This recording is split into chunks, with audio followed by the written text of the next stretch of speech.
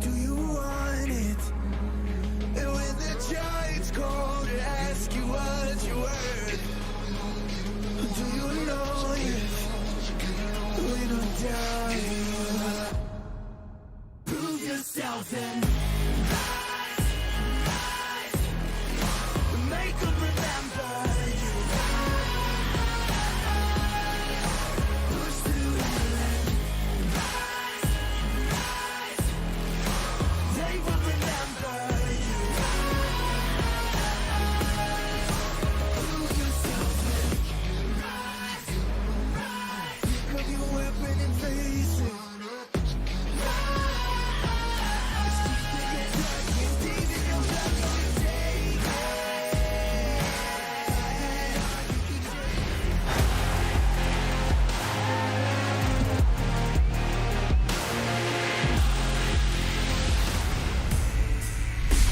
Welcome back, everyone, to the State Farm Analyst Desk after a controlled victory from DAMWON over DRX. It looked good until it didn't for DRX, and it was kind of tragic to watch, to be honest. We're going to go over the specific moments. I want to start with the draft, as we always do, and because it was also super contentious, because we saw how badly it went for DRX in the summer finals, what did you think of what they came up with here? Well, I felt like they showed one thing in the summer finals, and they went a completely different direction here in this Game 1 draft, because you look at it, they've got 5 ranged champions on the side of DRX, which is like, oh, you've got a lot of great scaling, you've got a strong backline, but it felt like there wasn't the same level of early game proactivity, so Kindred wasn't going to be able to play the game. Question, though, The thing is, with this comp, right, you're focusing, you have like, Jace is a good matchup into the top lane. Yeah. Mid lane, you're giving up priority against the Syndra, right? And then bot lane, you have double range champions, but like we saw in the game, they weren't able to execute on that because they weren't able to, from level 1, get control. So it was execution exactly. more than So then we saw how that turned into a problem. I had some issues with the draft because with all the jungle bans that happened, I felt like the Kindred pick became so predictable. And I think in this particular game, the whole idea that DAMWON is bringing to the table is just that they are going to just pick a lot of range champions into the Kindred. Kindred loves it when people go into her. And the composition here that they're playing just can play on Syndra's range. I feel like Syndra is such a key pick here because she's the one champion that outranges everything else on the table. If you ask Caitlyn players which is the champion they hate to play against the most in the mid, it is the Syndra because she does indeed outrange with the E. So I feel like Syndra just counters anything that DRX wants to do. And it's so hard to execute in terms of contesting space with the composition when you have a Lulu and a Jace in the top lane. I thought when they picked the Lulu that this is a flex into top. Maybe you send the cannon into, of course, the Lulu matchup in the top side, and then maybe that will work. Or maybe you pick a Maokai 5th, because tanks are very good into the enemy composition, but it just didn't happen. Instead, you just had 5 range champions against 5 other range champions that have longer range than you. Exactly. So all DRX can do is play defensively, because you don't have that Leona that can lead the charge into the river, you know, and take vision for your team. So by having all of these range champions, yes, they work well when you're playing backwards, but you eventually have to step in around dragons, around barons, these big objectives. Yeah, and that was what it was going to be all about. And we talked about the fact that there wasn't that much action straight off the bat in terms of kills, but you talked about DAMWON being very precise at when they take their moments. And I think this Rift Herald fight is a perfect example of that. Yeah, for sure. I think if we have the replay up, I think this showcased them just choosing their fight. I think their champions are so much stronger at this point in time. DRX's champions need a little bit more time to scale. In these positions, a lot of people just like to go for the play bottom side where you trade a couple of plates for the enemy that commits all the way. But DAMWON were hiding in Fog of War before DRX showed, so it was a decent play. But this is just DRX just falling into the same pattern, just taking fights over and over because they only have one gear. Yeah, and you see right there how DAMWON want to start off every fight. They want to use Syndra and Leona to burn Kindred ult. And once Kindred ult is down, Nagri can then go in, and they showed that beautifully in that one. One thing more about the Kindred, we said it is one of Piosik's favorite champions and comfort champions, and it actually can do well. He's picked it into the graves many a times, but now you get a situation where you get bullied out of your jungle. There's an unfortunate trade bottom lane, meaning that all of a sudden you lose that pressure as well. And it just seems to me that DAMWON has showed you can get away with playing that into graves against other teams, but not versus us. How does that change the dynamic of this jungle going forward?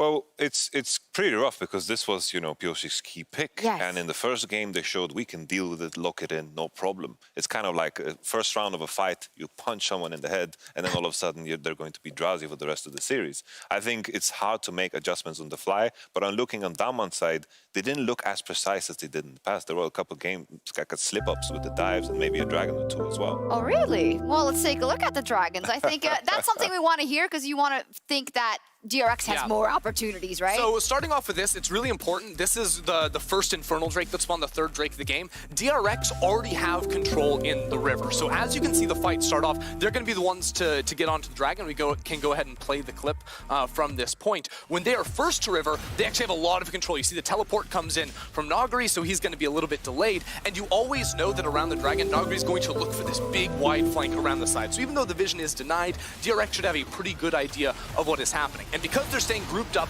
because they're not allowing Pyoshik to get picked, the ulti from Barrel isn't going to go on to him, Nagari doesn't find the entrance into it. And it's very important they're there first so they can have the territory. But as soon as they are not, it becomes really hard to step in. Yeah, for sure. We can roll this clip too. It's the juxtaposition of DAMWON's composition. When you try to enter into them with all of these ranged champions, it becomes very, very difficult. The Leona can easily engage. No one on DRX really wants to face check. Maybe the Lulu with the Guardian, maybe that's the best option. But it's just the champions like Caitlyn, like Orianna, when they're in certain spaces, they can control spaces. There are control mages, control AD carries, then it becomes a lot easier. But here, DRX are trying to face check, and they know it's going to be a losing fight because Syndra's going to find a big stun because it's so easy when people run into you. And it just looked like once DAMWON won that first fight and then eventually also got that soul point, it seemed pretty much over. We don't have a lot of time. I do want to hear from one of you. I don't care who takes it. You said that you saw a couple of things that DAMWON did not execute to perfection, and it's going to be a tall order. But what is one thing you want to see from DRX in Game 2 that could be better for them? I just feel like they just need to have, all the points covered when it comes to the mid game. More simplicity. Maybe instead of the Jace, just pick the Maokai, and then all of a sudden you have a clear line of how you want to approach fights, because when it's too complicated, it's too difficult for DRX to win. I think that's some good advice for them, and we'll see if DAMWON can go 2-0 to start the series with Game 2, just minutes away.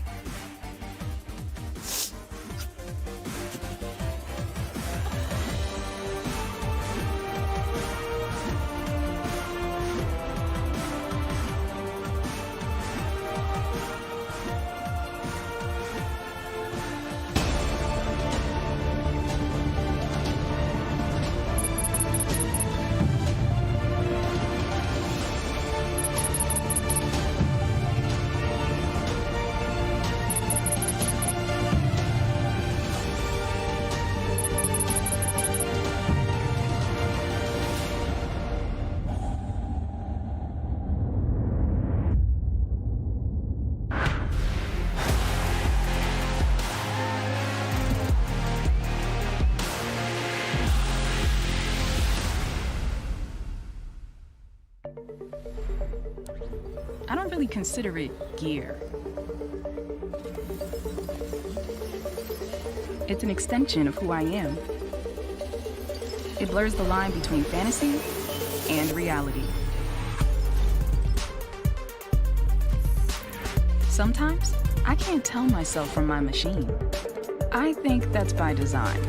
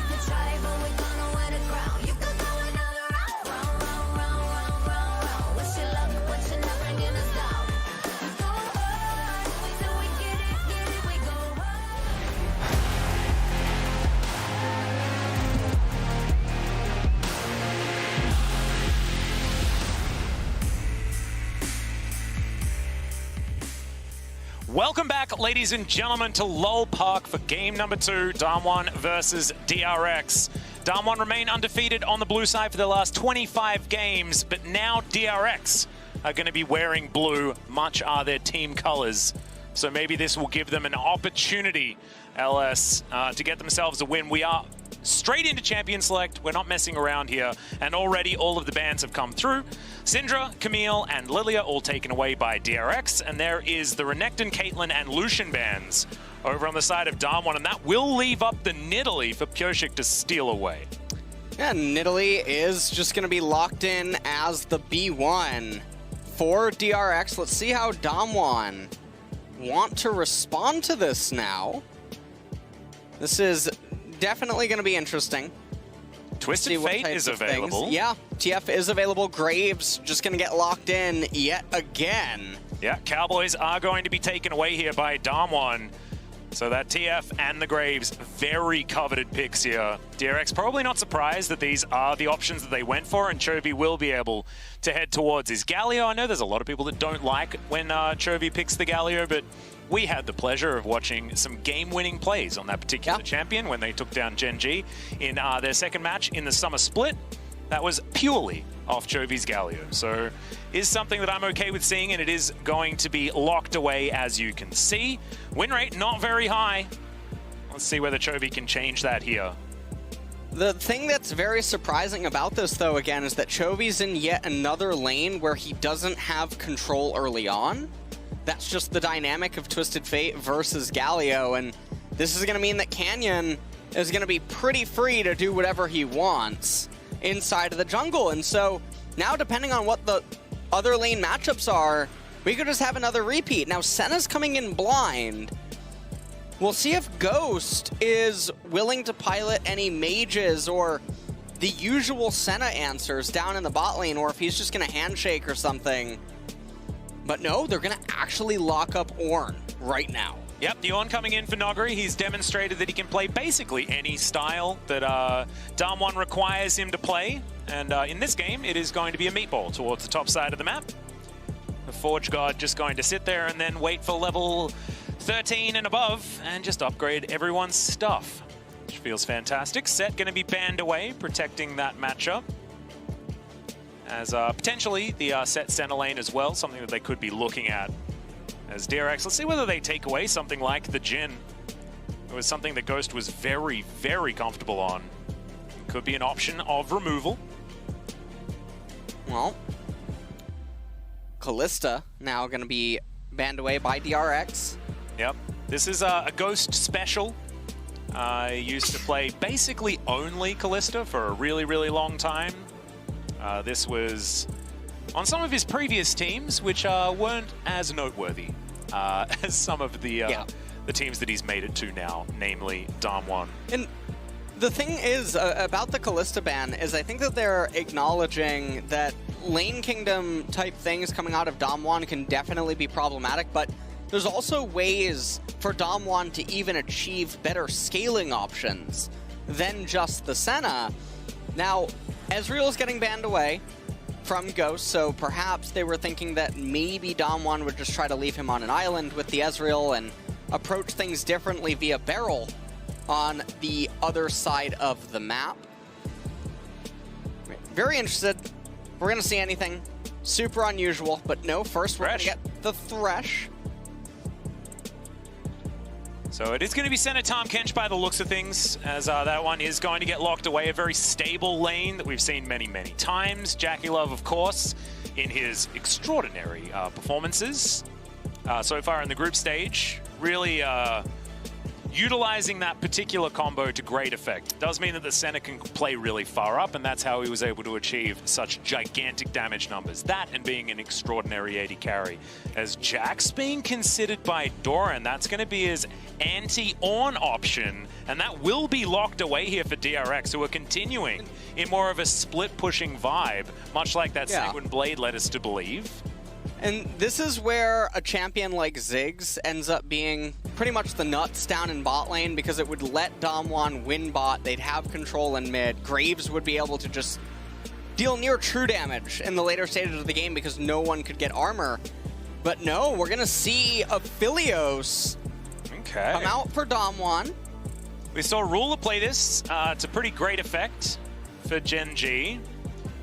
Looking forward to seeing whether Ghost is going to be able to have a similar performance. Hasn't necessarily been his MO, because this is looking like a composition where Ghost is going to be relied upon a lot. But his Jhin was great in game number 1. Yeah. And so why not give him a little bit more agency and rely on him a little bit more to get that late game damage down?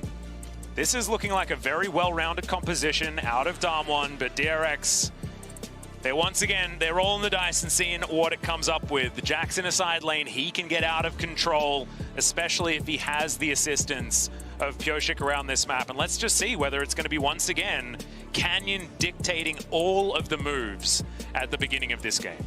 Well, the scariest thing for me is that the mid lane dynamic, it puts Showmaker in the driver's seat again. And what that means for Canyon is quite a lot, because Pyosik is going to have a little bit of a hard time playing. Jax is a very interesting insurance policy now for the DRX team composition, and no matter how you look at it, this draft is much closer than the one in the game before. So DRX, they have a lot more fighting power. Things can definitely go their way and become very explosive, and they have a lot more options available to them in this one. The thing that I'm scared about is this Twisted Fate in the mid lane. We've seen him be so successful, especially in the hands of Showmaker or Chovy. And I was expecting that to be banned in almost every single game. Coming into Worlds, coming into this series, not to be the case. This is going to be the gamble that DRX have taken for game number 2. Something that DRX do a lot, especially with CV Max at the helm. He has his weird and wonderful ideas, and sometimes it works, sometimes it doesn't. And I'm looking forward to seeing whether giving away the Twisted Fate is something that they can capitalize on, whether this means that Pyosik is going to be helping out Chovy in that mid lane more often, or whether it is going to give a bit of that early to mid game power over to DAMWON that honestly DRX cannot afford to give away again. Yeah. We need to see so much more proactivity out of this team. We need to see so much more vision control and vision contesting, especially around these objectives. I mean, DAMWON are the best team so far statistically at Worlds when it comes to taking objectives, but DRX needs to challenge them like a little bit, please. Not like all of the Heralds in the early game, all of the Dragons in the early game. Of course, they did manage to get that one Infernal, but honestly, the damage had been done. And here we are on to Summoner's Rift for game number 2. DAMWON now on the red side. Their win rate there, still pretty high, but not as perfect as their win rate over the last many, many games on blue side. And DRX, we take a look at the rune setups that they have. They have the Predator on Galio again. Yep, it's So going to be a Conqueror Nidalee as well. Yeah, a very interesting choice there, because I wouldn't imagine Pyosik to want to be having extended brawls with any of the members on the side of DAMWON, especially Nidalee's role in the early and mid stages of the game. So, ooh. Cheeky sidestep there from Nuggery, gets him out of the way. Yeah, fishing for an arrow, not actually going to find one. Yep. So Ghost and Barrel down here. It's been a while since we've seen Eladios, Indeed. but he's been popping up a little bit more now at Worlds. Yeah, I like it. I actually feel like there is, it's feeling a little bit more wide open than it may have looked at the beginning of groups. You know, it felt like there were a few 80 carries that people were playing and then not too much more, but the pool just hasn't really been challenged all that much. And Aphelios is going to come out. The reason we saw it in Gen G games is because Rule is a pretty big deal for that team, which is why you see a few more bans heading his way. And we'll see what Ghost and Barrel are going to manage to do down here with the spot lane. Obviously, Senna and Tahm Kench, they don't really need an introduction Nope. to how they are as a duo. And Deft, one of the interesting things was him starting with Sapphire Crystal and Refillable Potion. Really speaks volumes to just how confident he is in his own safety inside of this lane. Also confidence in the matchup against Ghost as well, despite how game 1 went. Deft certainly feeling like he's been able to beat Ghost quite a lot over his career. something that he hasn't really had too many issues with until the summer season of LCK 2020. Pyosik looking to hard farm his jungle. Ahead by a little bit as far as our clear speed at this point in time, but no, actually Canyon is a camp ahead, so Pyosik just getting towards his red buff a little bit sooner. And the Raptors were taken there by Canyon, who's just going from camp to camp. Yeah. And Canyon, I mean, he's on his golems already. He's full cleared. Pyosik just getting done with the Raptor camp, moving towards the left-hand side, and Joey's actually done a very good job in this lane. All things considered, he actually managed to get Prio over the TF early on, and so... Yeah, going to be able to move up and try and stop Canyon from taking this Rift Scuttler as well, as Noguri has inside track, but it is a 2 versus 3. Flashes going out everywhere as Canyon gets himself out of there. Teleport to come through from Showmaker. Now it's a 3v3 as Pyosik pounces out of the way, but the prize will go to DRX in this first little skirmish. Yeah, and Doran, one of the downsides for him is he ends up blowing his flash, and he also misses a bit of CS up in top lane, and so that can come back to bite him later, especially because he's the scaling one. We're not going to talk about that, actually. I think that was just expecting to get the empowered pounce, but not actually landing the spear. He was attempting to rupture the eardrums. Showmaker. With the sonic boom from... It's the long con. So yeah, I got a thumbs up. Yeah, perfect. He heard me. Yeah. Because he's always MVP. Even last game. Even after we removed the naming convention of MVP. True. Still the MVP. That is actually true, yeah. Doesn't matter. Yeah. He was already the most pog, so he fits into that one as well.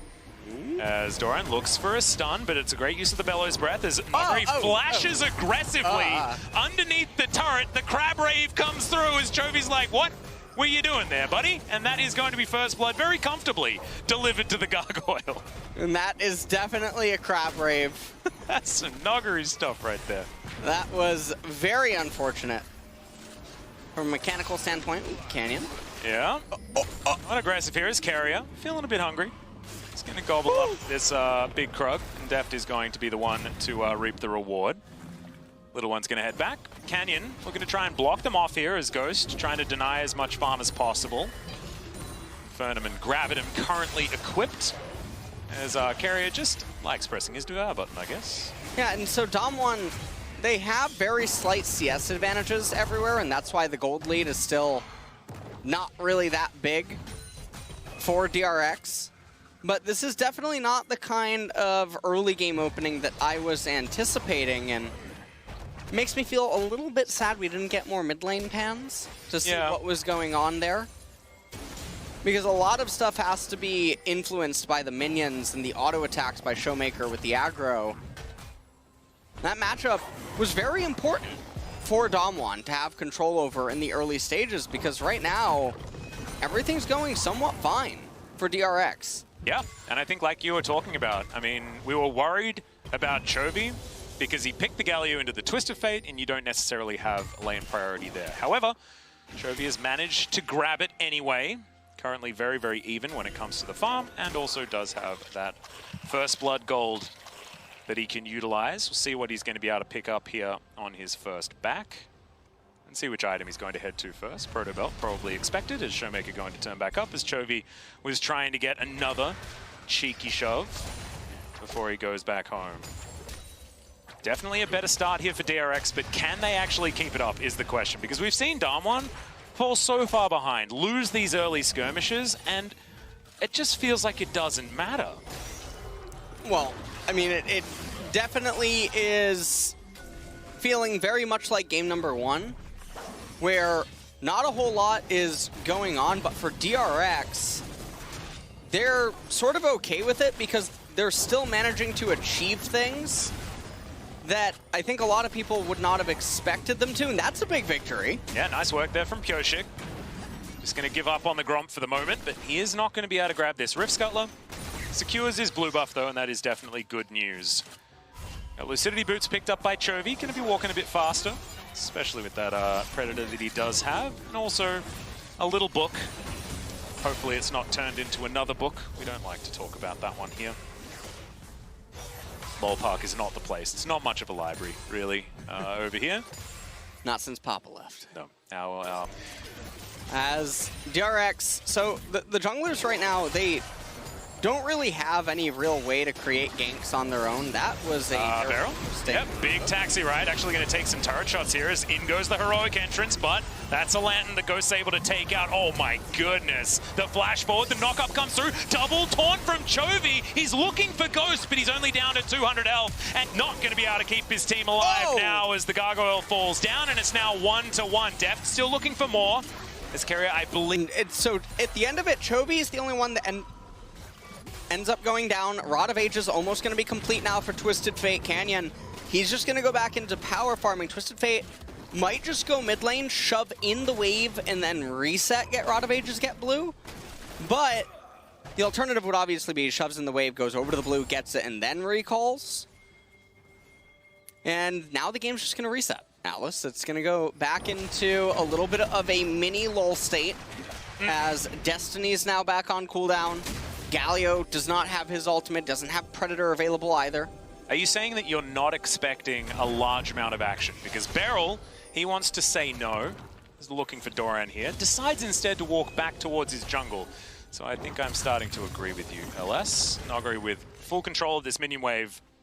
Shelly being considered pretty late as far as Rift Heralds are concerned, 9.5 minutes into the game.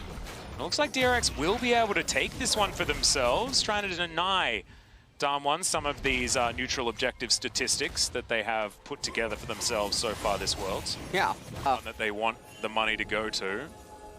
They're moving up. And now Nidalee actually turns right back around, so it looks like she wants to just clear the Gromp and the Wolves and then maybe begin pathing down towards bottom. The most interesting thing about what's going on... Not to mention all these plates in the bottom lane. It's definitely bewildering. It is indeed. Well, This is definitely a loss, I think, for DRX, all things considered.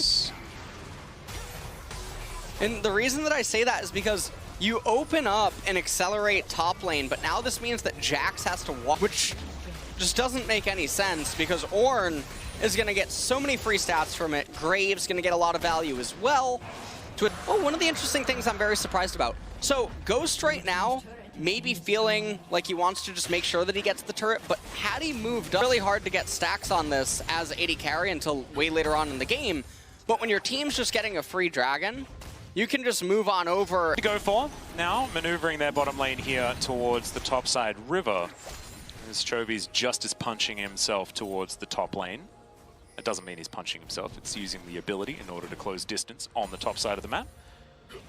Showmaker up here, walks over a ward, but we've just got mid laners in the top lane instead. Infinity Edge complete here for Ghost. The Aphelios in a pretty good spot right now. A gigantic CS advantage based on that movement like you were talking about. Ghost definitely the benefactor of that one. And you can see Deft actually getting chunked out in the mid lane just a little bit. Pioshik walking away from Canyon, as it looks like the blue buff is going to be his target, and he will be taking that one for himself as well. It's not quite successful. Able to quite get there. Ghost gets another plate though, LS. This Aphelios is big. Yeah, he's basically a chef, and he can feed a large family, I think, at this stage with the amount of plates that he does have. There's a decent snare to land there on the Canyon, but he quick draws to get himself as far away as possible. Not too much follow-up.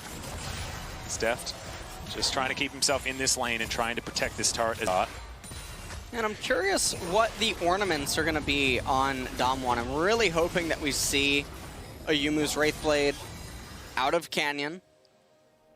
And then obviously Twisted Fate gives... So Zanya's Paradox will probably end up being his item of choice. Unless you just go straight into a Lichbane or something. Pioshik is going to find Canyon here, but Canyon can just take himself the lantern. He'll be absolutely fine and steals away the red buff. That's called having your cake and eating it too. And Derek's going to wander on through, but not going to be able to get Deft any Bramblebacks at this point in time. Checking back in on the gold. I mean, it's still barely a lead for DAMWON. But I mean, this was the same in game number 1. Let's see whether DRX have, gone back, spoken to CVMAX about what they need to change, and I think proactivity in the mid to late game is going to be very important for this squad. 800 gold worth of plays for DRX, but 960 on the side of DAMWON. And you have to look at where that money went as well. Most of it is sitting on Ghost, who is just going to be doing so much damage as this game goes on. And Ghost is very big right now. He's up 30 farm over his opponents. Now, Deft, he does have the call available. When we look on over at the Jax as well, he went Blade of the Ruin King first, but the laning phase ended very quickly because of the decisions that they made. And so, not getting as much value out of the item early on as he would have liked. And now he moves into the Trinity Force, but that won't be completed until way later on down the road. DAMWON, this is yet another game where they're probably just going to threaten Soul Point. Well, it's going to be a minute until the Infernal Drake does come up. It means it's either cloudy or rainy, as Ocean and Cloud are going to be our options. Ooh, teleport coming through from DRX here. Looking to get on top, but Doran just going to walk away. Not opting for too much, as there's the heroic entrance. But Beryl is just going to get himself out of there. They do get the flash out of the support. It's a lot of buttons invested, though, as Chovy, he had to use his flash as well. A few scuffles, but we're still sitting at 1-1. Yeah. What was that latest first blood? 24 minutes or something like that? That might be something that we could aim for in game number 3. Lowest kills was 11. We got to 12 at the end of the first game. Ooh. So that's another thing that we can aim for. Canyon electing to start up the Rift Herald. He's trying to sneak it really quick and then maybe use the empowered recall that the Herald gives to get the reset and run over to the Infernal, perhaps anticipating that his teammates can buy enough time. That snare onto Beryl, no knock up there for Nogari, is Deft going down pretty low actually. He's very squishy at the moment as Canyon going to be able to grab this Rift Herald and now move towards the Infernal Drake, but Pioshik's already started that one up, and looks like DAMWON just don't really feel like they want to contest for this one. Yeah. Okay, Ornhorn just for some zoning. Kerry actually going to flash as there's the taunt. Dragon is going to be secured as DRX want to try and hold on to their outer turret mid, but it's not going to work. Shirley looking for another charge, but her eyes poked out, and Chovy gets rid of her. And the Ocean Soul will be the Drake of the game.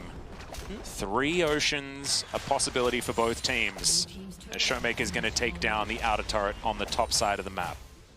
And meanwhile, Doran looking like he's going to raise the bottom tier 1. He's letting as many minions as possible just go into the void. Yeah, a lot of money getting wasted here as Pioshik's playing goalie, making sure that his Jax isn't going to be in too much trouble. Showmaker stacking the deck quite a lot at the moment on his Twisted Fate. I got a bit of a fun fact for you. So far, Showmaker in his career has played 10 games of Twisted Fate. He's lost 1. And that was against DRX. In the summer season. I believe it was the first round robin. So we'll see whether Chovy can do it again. Oh no, Beryl dropped his stopwatch. It's now broken. Yeah. Oh dear. You ever drop your phone and break it, get a new one, and then drop it again and break it? Yep, Okay. I've done that. It's not, it doesn't feel good. No, it doesn't. Definitely doesn't feel good. Well, right now in this game, 700 gold lead right now for DAMWON, the Mountain versus the Infernal. And honestly, I really don't know what I'm seeing on Jax. I see a Kindle Gem, and I'm starting to get some bad mojo. Oh dear. Yeah. Oh no. We're going places with this one. Yeah, I think I know whose name is on the front door of this particular establishment, Absolutely. LS, and I don't want to talk about him. I don't want to talk about him. Well, DAMWON on the flip side, though, already have the IE on Aphelios, almost has the second core item. It was the Lichbane second for Showmaker, and so I'm interested to see if he's going to try to go for the Death Crown as his next item of choice. Hoping for a Magi's first, personally. As, okay, bit of a fight over the Brambleback as the taunt looking to try and come through here. Destiny goes down, Pioshik trying to get himself out of there, does so with the pounce as the heroic entrance comes in, but immediately it's interrupted. 4-man knockup from Nogari on the backside, but Doran is ripping apart DAMWON and looking to try and escape. Showmaker gets in, but he gets stunned by the counter strike as the empower's there, but it's not enough damage. And Showmaker takes down the Jax in the end, it's a very even trade. I think it's DRX that came out on top as in goes Pioshik, wanting to take down Nogari, but it's Carrier that licks him to death over the side. Deft gets over there, takes down Ghost, and now Showmaker against the world. Deft wrapping around. Gold card has been locked for Showmaker here, but a 1 versus 3, not looking like something they're going to be able to do here as the Piercing Darkness comes down, and Deft just needs one more auto and he will be able to take this one out. 6-2 in favor of DRX. And DRX, with that fight, they catapult themselves into the driver's seat now in this game. They're the ones with the advantage, and they were sitting on some major core item completions. All of this started over a red buff Canyon. He got caught by Chovy. Doran was able to get on top of him. Beryl didn't have a stopwatch available inside of this fight. Not that it was going to matter all that much. Showmaker a little bit late on the pull with the gold card. Otherwise, Nuggery might have been able to help him bring down Doran and conserve his flash right here. They go back in for no reason. Nuggery gets tagged by a sphere. He tries to headbutt into the wall to knock up Pioshik on his leap. Not quite able to do so. Deft goes over the wall, picks up the kills, and when all is said and done, DRX, they now have the gold lead, and they're going to be the ones in the driver's seat at least for the next couple of minutes. DAMWON, they really need to bide their time for the ornaments to come in, wait for major core item completions. Ghost, he was sitting on Runons inside of that fight, but didn't yet have it completed. Yeah, he had the gold, but couldn't actually put it together. You're exactly right. Ooh. Don't worry, Pioshik fishing for some spears off to the side as we've got 35 seconds on the first Ocean Drake of the game. Barrow clearing out vision. DAMWON feels like for the first time on the back foot, but not that much. I mean, it's 1.6k. As far as gold is concerned, not really a huge deal. And I want to alert you to something else as well. Noggery is now on 0-2. Ooh. Let that sink in. Well, power spike is here. It is indeed. Let's see whether it works out. He did get that 4-man knockup, which was pretty damn strong in the last team fight, but Doran was ripping apart the backline at that point in time. It worked out very well for DRX. This Drake looking to just belong DRX right now. Pioshik just going to be taking that one down by himself. Split pushing is Showmaker, is now the rest of DAMWON looking for an engagement. No out of turret, remember, as Carrier finding himself a tongue lash. No, not quite. On to Ghost. Takes a lantern to get himself to safety. Ocean Drake in the meantime going to be taken, and DRX now trading up in these small scuffles and skirmishes. The opposite of what was happening in game number 1, where any sort of interaction between the two teams, it was always DAMWON coming out ahead. Yeah. DAMWON were always the ones who were coming out with these slight edges time and time again, and then just eventually letting the game collapse onto them. Getting an update on Senna here, 42 souls, 55% crit per Deft. Here at almost 23 minutes. Nuggery has hit 13. Canyon, I imagine, very close to the Black Cleaver completion. Looks like Rapid Fire Cannon gonna be the next item for Showmaker, and so there is still time. There's 2 ornaments that are on the side of DAMWON that are going to be able to be upgraded as soon as Ornn starts hitting his levels. And they're really going to need that in order to have more edges stacked up for them. Because DRX, they're in a very comfortable position. Doran, he almost has the Trinity Force completed.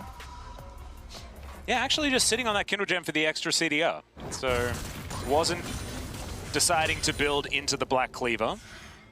Maybe just wanted to have, you know, the CDR right then and there. I'm glad he didn't collect himself the Black Cleaver, though. Much prefer the Trinity Force on the Jax. And there it is. Now it's completed. Blade of the Rune King and Trinity Force. Big power spike for the Jax. As Canyon takes a fair bit of damage from the Baron there. Yeah. Gets out with a quick draw, though. 1,000 gold going to be the lead here for DRX. And in terms of levels right now, Ghost is even with Deft.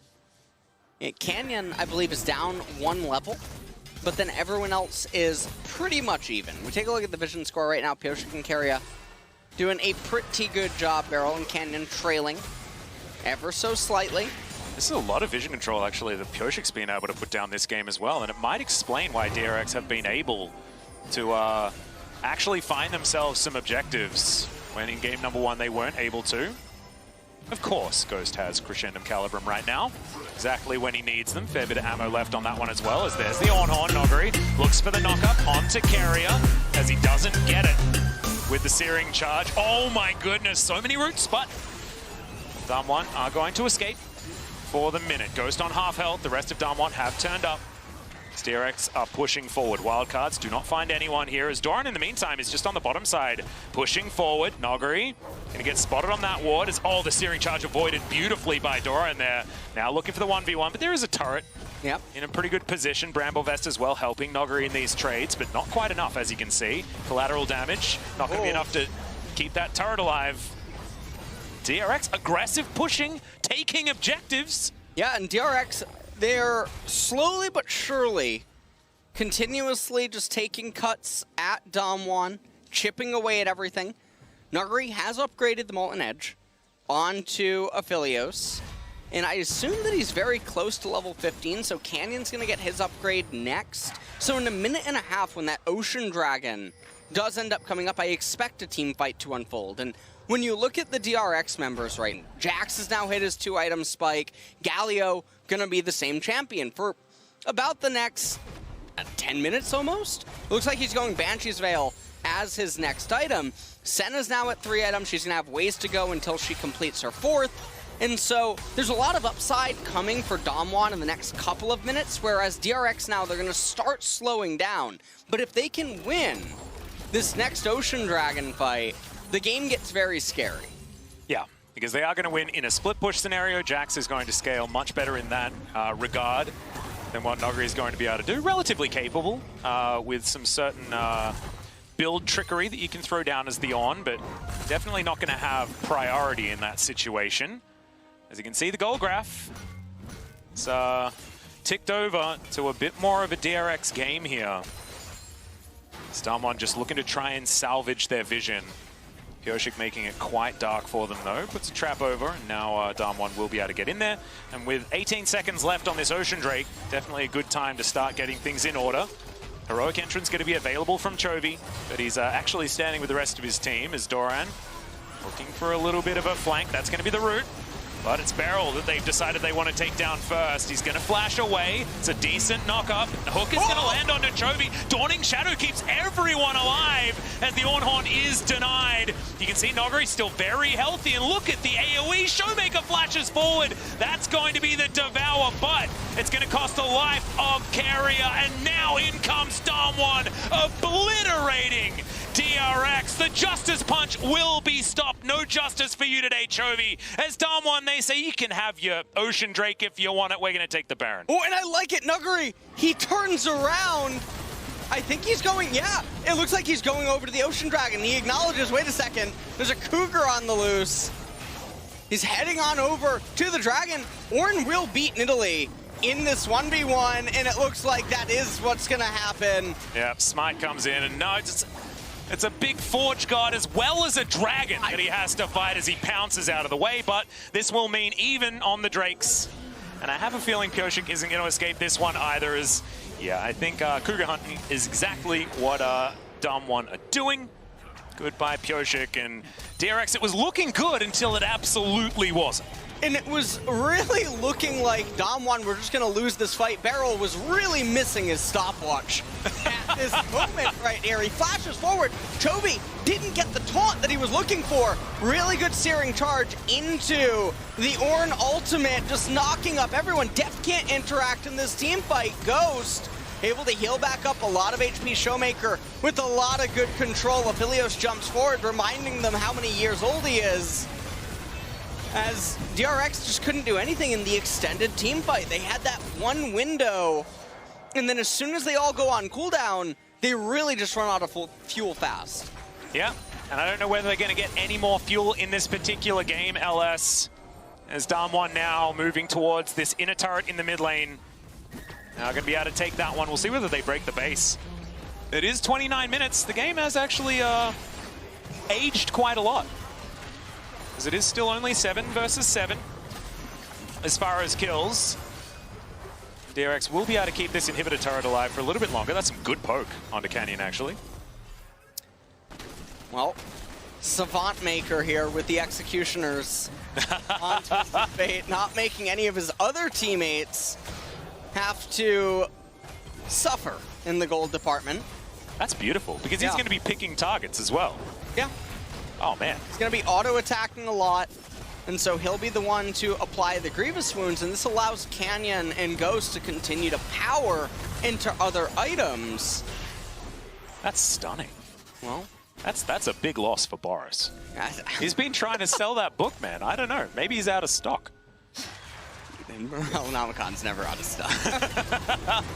Well, DAMWON, they're looking to take this turret off the shelves, and they will be able to do so quite easily. Here's the gold graph. We're having a peek back at it yet again, and now it's swung back towards DAMWON, as we've got a 4,000 gold Baron power play at the minute. 45 seconds until that one's done. As you can see, Doran was looking for Canyon and unable to close the gap. And DRX, it's feeling like game one all over again, LS. I don't know what they're going to do, but they need to do something. They definitely do. And I like this. Look at the swap off. Twisted Fate sells his Executioners, gets the Zhonya's, and Graves immediately picks it up. And so now Zhonya's Paradox was completed. Yep, that's going to be his ornament of choice. Very nice. Yeah, he has Zeke's and he has Mikhail. So it looks like he's not going to get the Salvation ornament upgrade this game, but not going to be the end of the world. When we take a look at all the levels as well right now, Chovy is down 1 level, Def down a level to Ghost. And that's about it. The game still relatively even, but there is a lot of hidden gold on the side of DAMWON that the gold graph at the top doesn't tell you about. Yeah. Does tell you about a bit of it. Of course, Twisted Fate just liking to pilfer a lot more money than most other champions, but you're right, these ornaments really stacking up as DRX on the ropes, trying to defend against DAMWON. As we noted before, the 0-2 power spike for Nuguri, he was 0-2-0 and is now 1-2-4. See whether that scoreline's going to look better, as he's a very, very tanky boy. Warmog's now complete. Great spear to land on a Ghost, actually. And not a lot of sustain on DAMWON, so now going to back away. Still 4,000 plus gold in the lead. But this was a game that belonged to DRX. Yeah. And DRX, they were so far ahead at continuing to come in Bloodthirster now on Aphelios, so it's not actually going to be the Death Dance that traditionally comes out on Aphelios. Meanwhile, on the flip side, If you're a David Freak Turley, just don't look deft. He just wanted to build it. Get as much damage there as possible. We'll have a fair bit of crit as well at this stage of the game. It's Pyoshik trying to get vision in where he can. 10 seconds until this Ocean Drake will be soul point for whoever picks this one up. Chovy looking to try and get in there, babe. oh, this is a really terrible angle fight for DRX, though. They're running into Ornn. Unless Nuguri presses his R. Yeah, that's going to be the knock-up onto Death, though. Great Devour coming forward, but DAMWON just reform the Phalanx. And now look for the re-engage. Piercing Darkness keeps DRX. Be able to do. Facing Soul Point now, Nuguri. He's going to clear in one more wave. And I don't know what DRX is really anticipating here. Baron's about to come up as well. It's going to be pretty similar. Jax does not have his item completed. As we mentioned before, Chovy, he's stuck on these same items for such a long time. He's trying to get into the Rabadon's Death Cap. Nidalee just picked up a Blasting Wand, Eye Edge on Senna, so a little bit of loss to Shopkeeper. Boris very happy. But DAMWON, on the flip side, though, they haven't really gotten any major items either. Showmaker must be piling a lot of gold.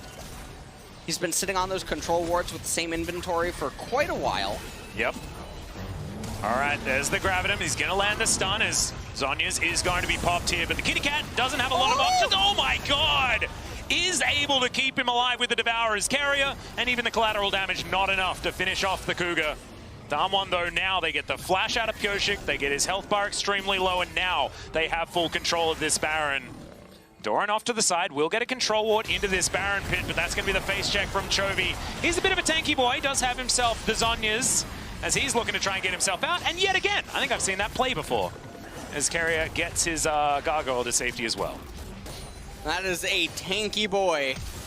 As That's the flash gold card. Doran over the top, trying to get himself in there. There's the heroic entrance. They're trying to keep Yoshik alive, but it fails.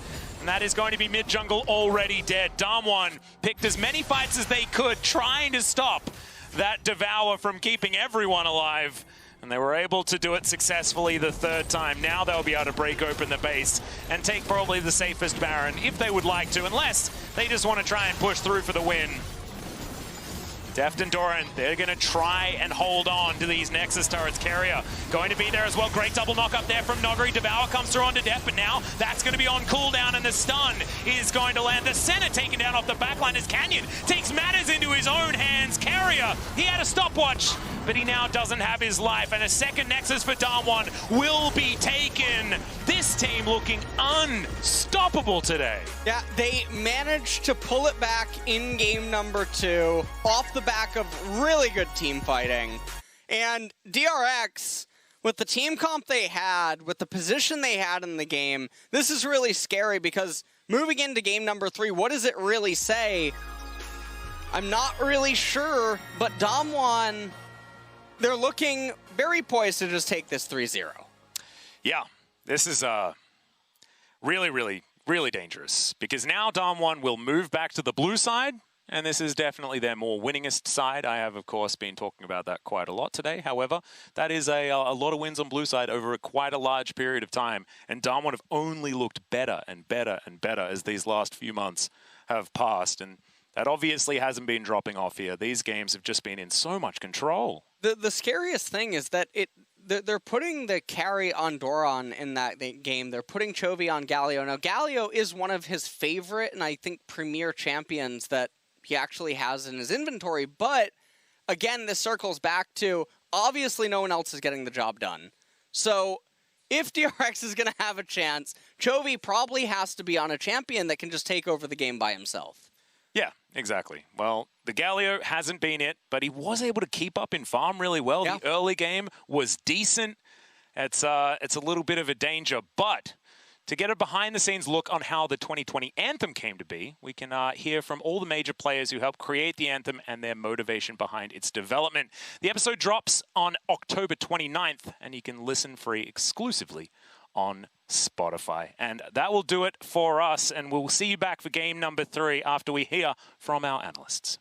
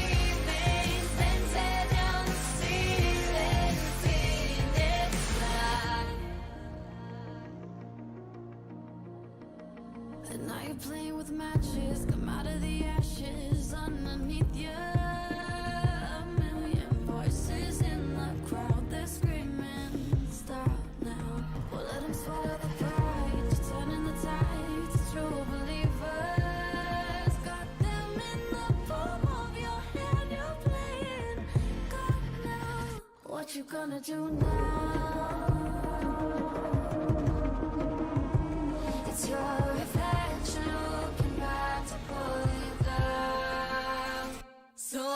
gonna die today? Make it out alive. You gotta conquer the monster in your head, and then you'll fly like Phoenix fly. It's time for a new empire. Don't bury your teammates, then tear down the ceiling. Phoenix fly.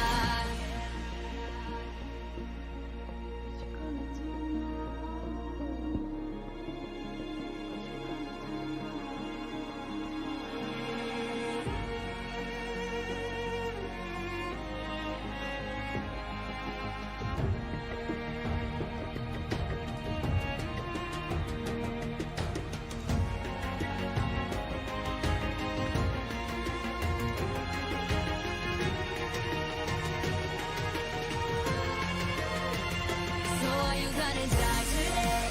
Make it out alive. You gotta conquer the monster in your head, and then you'll fly.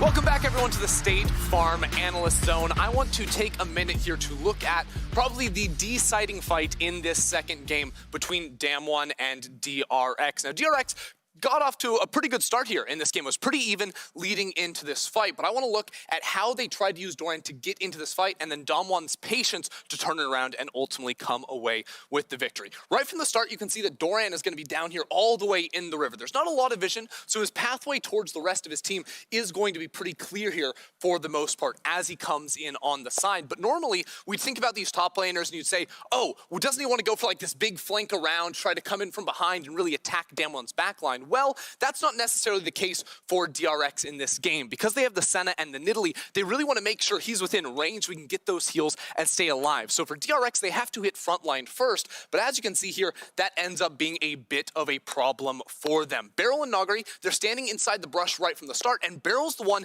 that gets picked off. Didn't see Dorian coming around from the side, so he is going to instantly fall down. But look at this. Chovy's taunt only hits onto the Thresh. He was so close to a big 5-man taunt, but it does not come through. This means that everything from DRX is spent onto the Thresh. They don't get any value out of the Galio ult, and that right there, Dorian uses his E. As soon as Dorian's E goes down, he does not have the ability to jump into the backline because then all of a sudden the Aphelios damage is going to be able to come through. The gold cards from Twisted Fate are going to be a big problem as well. So at the start of this fight, it's a pick from DAMWON. They end up getting caught out, but they're able to turn it around no problem here because Nagari is just so unbelievably tanky. They also held on to Showmaker's ultimate, so he's able to flash forward for the gold card, get the first kill, and then port into the back while Nagari waits for that flash E into the turret for that multi-man knock-up to turn things around and make sure they win that game. And this entire comp from DRX felt like it was really focused on making sure this Jax could get a lead, could play in these fights well, but as you saw right there, just one mistake, getting picked off, putting too much onto a tank frontliner and not a carry means you're going to lose a lot. I want to head over to our other analysts here as we chat about the rest of this game. Yeah, and I'd love to take this opportunity to talk about kind of the Jax, but also top lane priority and the way the games are played and won in this meta and at the 2020 World Championship. Because to me, it seems like if you're going to run the Jax, especially into DAMWON's composition, you have to have a set of circumstances of things you need to hit for that to succeed. Could you lay those out for me, Yamato, and what actually happened in the game? I think the key thing when you are picking something like a Jax is that you want to be in a situation where the Soul Drake happens very late into the game. You want to use the fact that you are stronger in skirmish and more isolated situations for as long as possible. If you're forced to be in team fights too early, you're going to be in trouble. That's why we like seeing the champion like Camille, because she can do everything. She can be a good, strong team fighter. She can be a good setup for your jungler. She is always good and strong in any case of the scenario. Another one, the big issue here with Jax into Ornn is that Ornn is also best friends with time, because by the time Jax begins to knock on turrets, Ornn just starts building items. Yeah, and we even saw, like, once or twice down in the bottom lane, Jax with a fully stacked passive goes for a trade into a Jax and still only goes 50-50. So it wasn't like he was able to, going up into the Ornn. So it wasn't even like he was able to hard win through a side lane. You also start to see a lot of globals being put around a strong split pusher, and as soon as that happens, well, the ability to actually step forward and hit turrets when a TF is involved, even with a counter-strike, which is really strong in a TF, does become diminished. Feels awkward because I actually wanted to show us the replay of when it was going well for Jax, but we can actually look at it because this was when I started to get a bit more hopeful, because ideally you want your Jax to get a bit fed, to get a couple of kills, to make sure that he can do something versus that Ornn later in the lane specifically, or in the team fights, Yamato. I think the key issue here is just that the position. Ornn, oh, the four-man. I'm just looking at the weapons of Ghost, and he right now with the change to Aphelios, he is very, very conditional, and like depending on what weapons he has, he can do a lot of damage in those situations. Like if he had the flamethrower, maybe DRX's position would be worse, but DRX were just way too compact.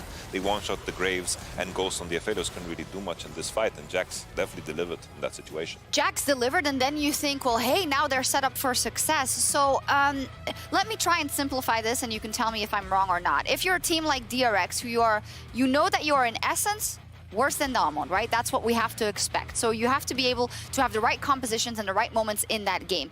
Is it in that scenario a bad decision to go for the Jason in game one, but a Jax specifically in this game, where they have a full team fight comp and an Ornn that will be able to withstand everything? Are you better off, like you said at the end of game one, just to build your comp with a tank top laner and make sure you have other things you can work around? I think that's the easy way of patching up the issues with DRX. Okay. I think if they are the ones that are playing the Ornn and they have lanes that they can actually play through in the early game, I think DRX actually showed some promise in the early game. But when their composition needed to do something else in the mid game to late game, something else than just run into the enemy, kind of run them down and just annihilate them, that's when the issues came in for DRX. So just simplicity in the mid to late game, make sure that you streamline the game early on, because that's where your strengths lie. Yeah, I mean, you talk about simplicity. It's so much harder to execute on a comp where all the resources are being funneled into a melee champion as opposed to some sort of like ranged DPS backline. So if all of a sudden you're playing a tank in the top lane and instead of a Galio in mid,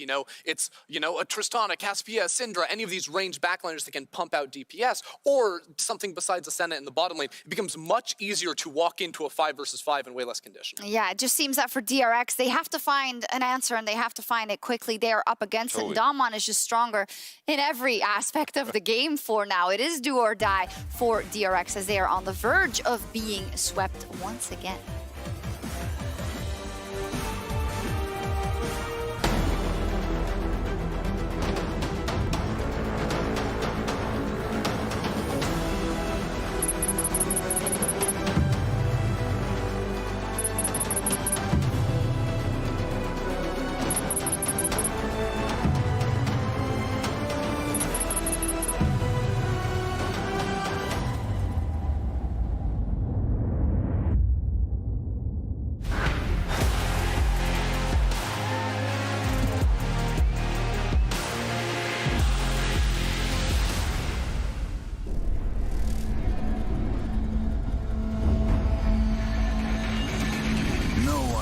promised tomorrow.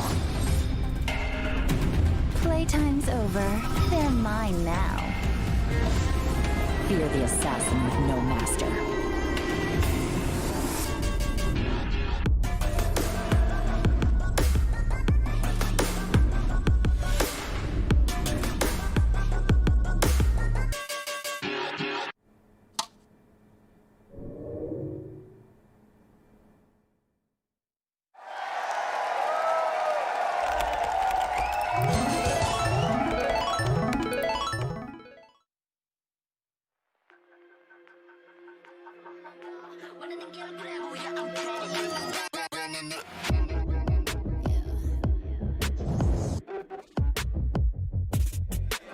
Moving too fast, life moving in slow-mo. I'm a god, but I actually don't know. Homie, better put your pride aside. I'm a Benz, get more like a Volvo. Your best stuff looks like my words. Synapses, fire, and burst. Got the whole crew with me, about to do damage. You know we ain't average. I ain't gonna say this again, but it's in my time. Better look in my eyes. I'm a genius in the skies with my heart on my sleeve. You force you a block to a king in his prime. Everybody got a line. Sit back with the stars in line. I finesse like my life on the 9 was a diamond in the rough, and now I shine.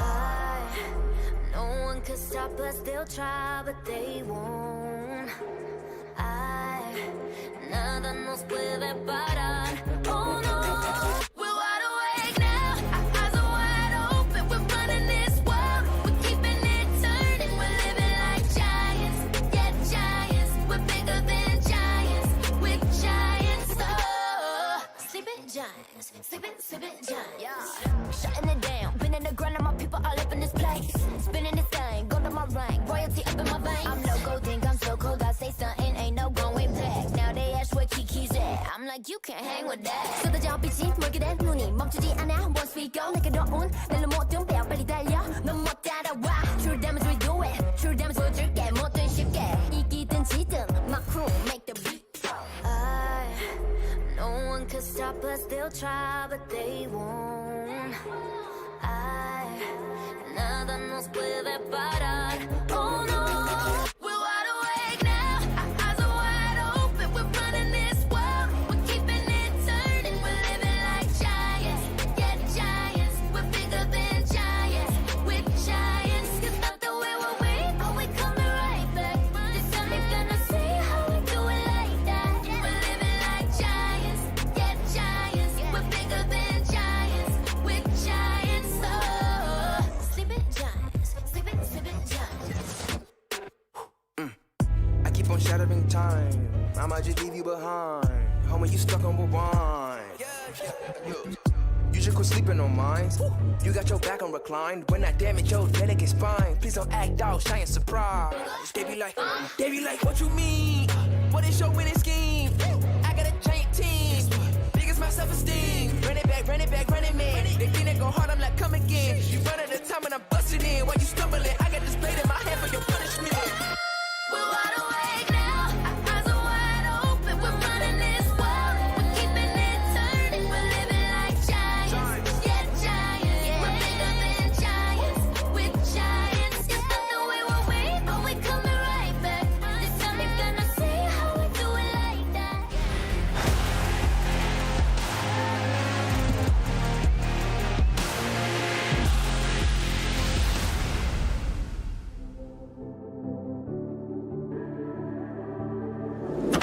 that.10年长河，我们随意选择一个节点进入，看到的也许是一次单杀，也许是一场胜利，也许是一个背景，也许是一面对齐。从无到有，青年用电竞定义着世界，而世界用游戏扩展着边界。10年，电竞的树越是向上，向太阳，电竞的根就越是向下，向大地。而那些非议、污名和委屈，终于在时间的暗河里沉寂。离开和入场总在继续，但是热情会传递热情，坚持会点亮坚持。一个人是一场游戏，5个人是一个团队，10个人是一场竞技，一群人是一项运动的崛起。今天的世界赛已经站稳了脚步，但也面临着更大的挑战。我们期待在未来的联盟会有更多下沉性的基层赛事，有更多的灯光聚焦，更多双点击，让我们把期待和感动留给英雄联盟赛事的未来。You just saw Shiri, the Oppo Campus Youth Sharer, takes on a trip down memory lane. This was brought to you by the Oppo Cam, making sure you can get an insider look at Worlds 2020. And we're about to get a look into the Champion Select LS, as Syndra has already been banned away, as DRX will remain on the blue side. I told a bit of a lie, ladies and gentlemen, because I'm used to the best of 5 format. Here at the LCK, this is of course loser gets side selection, and so DRX do have another opportunity on the blue side. The Lucian being banned away and the Caitlyn as well, very standard from our last game, as Syndra and Camille seem to be the blue side bans DRX feel they have to make. Well, let's see if we are going to get Chovy on something that can actually just take over the game on his own accord. Honestly, the water in the background right now as it's panning on all the the DRX players occasionally. It's making me think of the movie, was it 2012? Yes, that's exactly what I was thinking about. What the heck? That one scene where they're like, oh my goodness. Yeah, they're about to get crashed on by a tsunami. Yeah. And they need to get into their weird Noah's Ark. Damn, that was John Cusack, like back in, I mean, that came out in 2012. It's an easy one to know when it came out, actually. As I know there's a champion select going on. But sometimes, when you get that mind meld and it works, I feel like we're ready for this game number 3. As Nidalee, going to be the final ban there, as Twisted Fate is going to hit the bench on DAMWON's side. And this is something a lot of people have been calling for. That is going to be the denial of Canyon's Graves. And that's going to go into the hands of Pyosik. Well,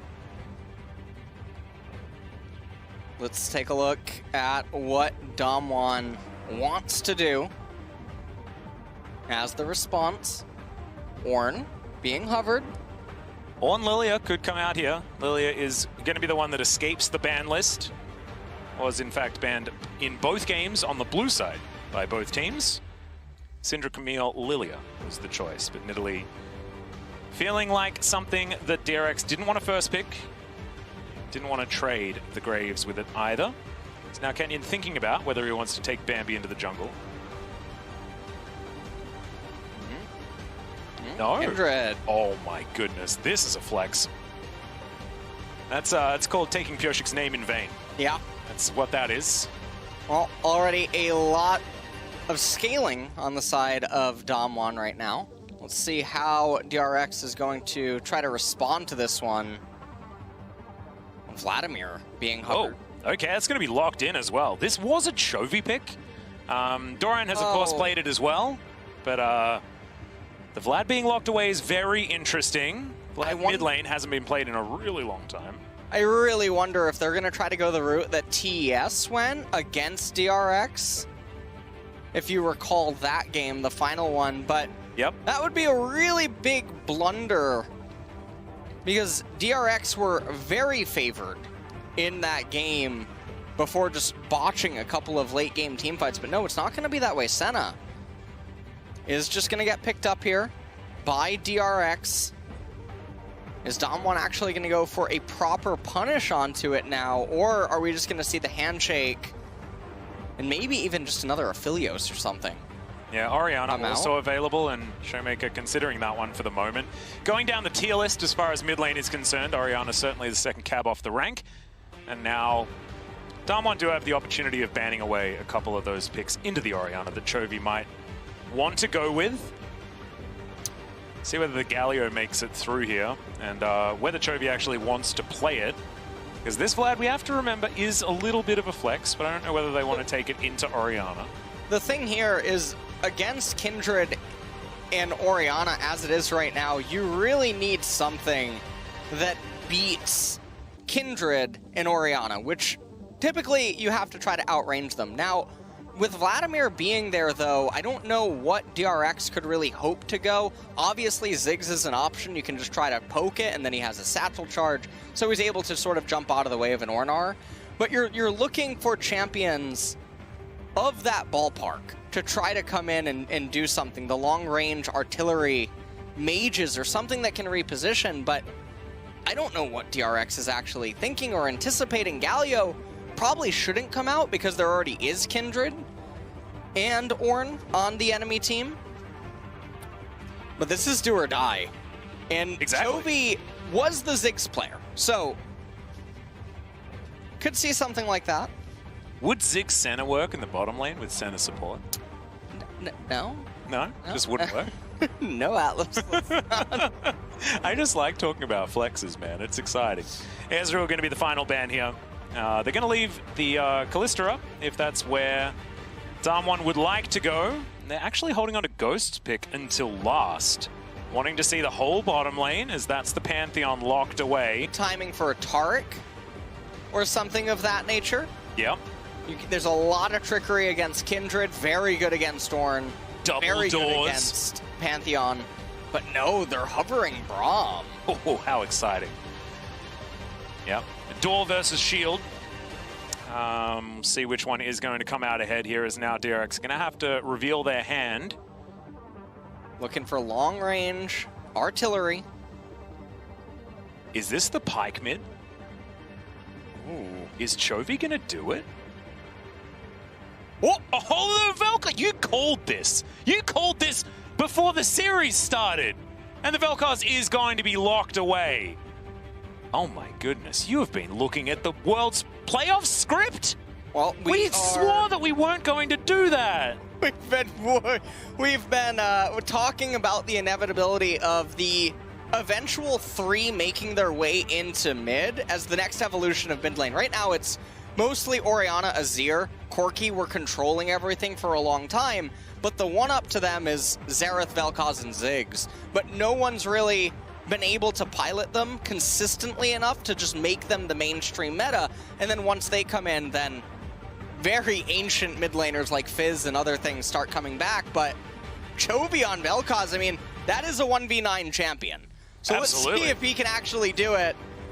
This is also a positioning champion as well. So DRX are going to have to continue, like they did in game number 2, to level up that vision game and give the Vel'Koz actual avenues to get himself to objectives. Because if the game's like game number 1, where the map is just dark, the Squiddy's just going to die wherever he tries to slither. So dangerous. Let's see whether it's going to work out. There is so much late game damage on DRX. Like absolutely absurd amounts of late game damage. It's quite an obscene amount of damage.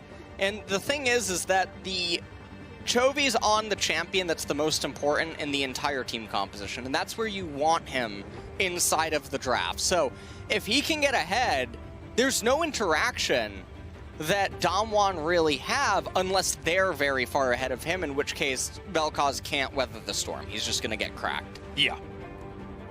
Well, also, Canyon going to be taken to the Rift on his first unique champion outside of Nidalee and Graves. I believe he's been playing just those 2 throughout the entire tournament thus far. And so trying on Pioshik's hat himself with the Kindred will definitely be interesting. But I think everyone's going to be focused on whether or not the Vel'Koz is going to work out. Because DRX, I mean, if you're gonna make a play, do it now. Otherwise, you're going home. Yeah. It's definitely do or die for them. We'll see how the early game is going to go. I am very curious how proficient Chovy is at Vel'Koz, because I don't think this is even something that's been popping up in solo queue, which means that all of his practice on it must be inside of scrims unless he has some sort of a secret ID. And this is not a champion that you Chovy get has to pick like up 400 accounts, by the way. He's one of those people that likes to be really secretive when it comes to like which accounts. I used to have a friend on Twitter who'd like show me all the accounts that Chovy's been playing, and I stopped checking after like the first 17 accounts or something like that. It was just a little bit ridiculous. So he might have one of those accounts where he's been playing a lot of Vel'Koz. But also, Chovy's champion pool is just very wide and very eclectic at the same time. But here we are onto the Rift. Chovy does have a pretty blingin' Vel'Koz skin as well.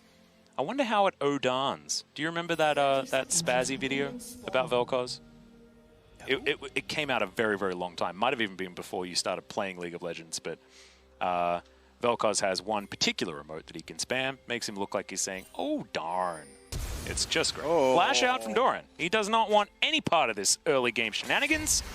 And that's a Vladimir now without a flash. Also, I want to say thank you to so many people that have been trying to inform me that, in fact, 2012 came out in 2009. So my whole world is crumbling around me. You're predicting Vel'Koz's out of nowhere. Okay. And then 2012 came out in 2009. Well, you win some, you lose some. Well, I've been losing a lot, actually. I can tell. Yeah. It's a rough time. Can you take it away? Yeah, you and DRX have a lot in common. Oh my god. Tell you that much. That's brutal. Yeah. Well, speaking of which, that is exactly the state of this series at this point in time. DRX do have to win this game if they want to stay in the series. It's how best of fives work. There's Canyon starting off on his red buff. See where he goes afterwards. It's going to be mirrored starts for both of our junglers. As Chovy does manage to get a bit of damage down there. And, well, bit of engagement. Does get the clear in. And remember, Beryl, he's on his patented Pantheon. And this is the patented Ashe Pantheon bottom lane as well. Yeah. That I believe Team Dynamics played the most of over here in the LCK. didn't really work out when it was in their hands, but in DAMWON's hands, it was utterly terrifying. Let's see whether that is going to continue to be the case. Of course, Carrier and Deft have been a feared bottom lane throughout 2020. Maybe not so much towards the end, but definitely at the beginning. As Ghost trying to take matters into his own hands here. Sim and Beryl do manage to get that level 2 first. The Q is going to be avoided. Doran's a little bit brittle, but not going to get procced on. As Beryl once again just in for a stun to get some poke down onto Deft, who piercing darkness is his way back to full health. Oh, walk shot. Not going to find the Graves this time. Yeah, that's very unfortunate.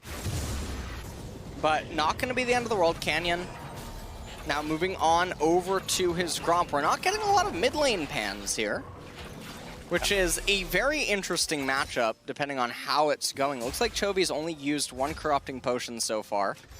Orianna down 1 on the red pot. And the real strength of it in the later stages is going to be that DAMWON doesn't have anyone that can reach the Vel'Koz except for Pantheon. But when Pantheon uses his ultimate, he lands at a designated location, which means that if Chovy times it right, he just instantly knocks Pantheon up.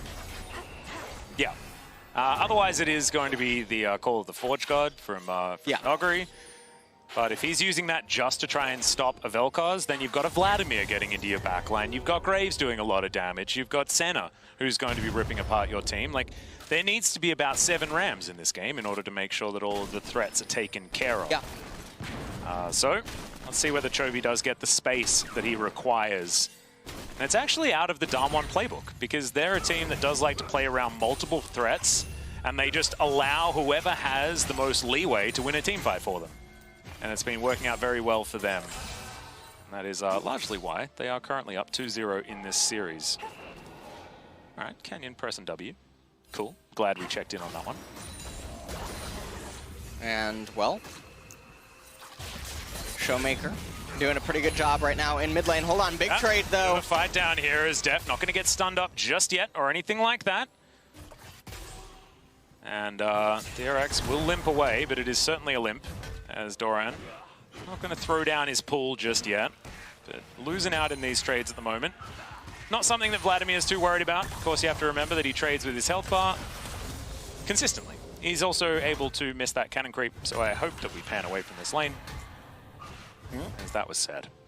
Well, looks like Nogari is just trying to shove in this wave and go for maybe a reset. No, he's actually building. Standing there, building a catalyst, no worries. This surprises me a little bit because he would have had more than enough time to get the reset off and save his teleport. Now, he does have Spellbook, so it's not going to be the end of the world for him. Looks like he wants to shove in this wave because the next wave is cannon, so he'll have even more time, regardless of what Doran would try to do. Doran does reset prematurely, which is a little unfortunate, and now he's losing a lot of HP. Yeah, goes back, gets himself that Fiendish Codex, so a bit of extra CDR for the Vlad, as Nogari's going to take his opportunity now. So the Vlad's going to be absolutely fine.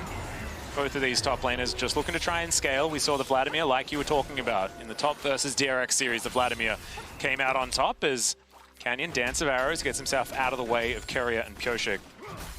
It's Chovy just tectonically shifting the minion waves and trying to just farm up slowly but surely on this Vel'Koz.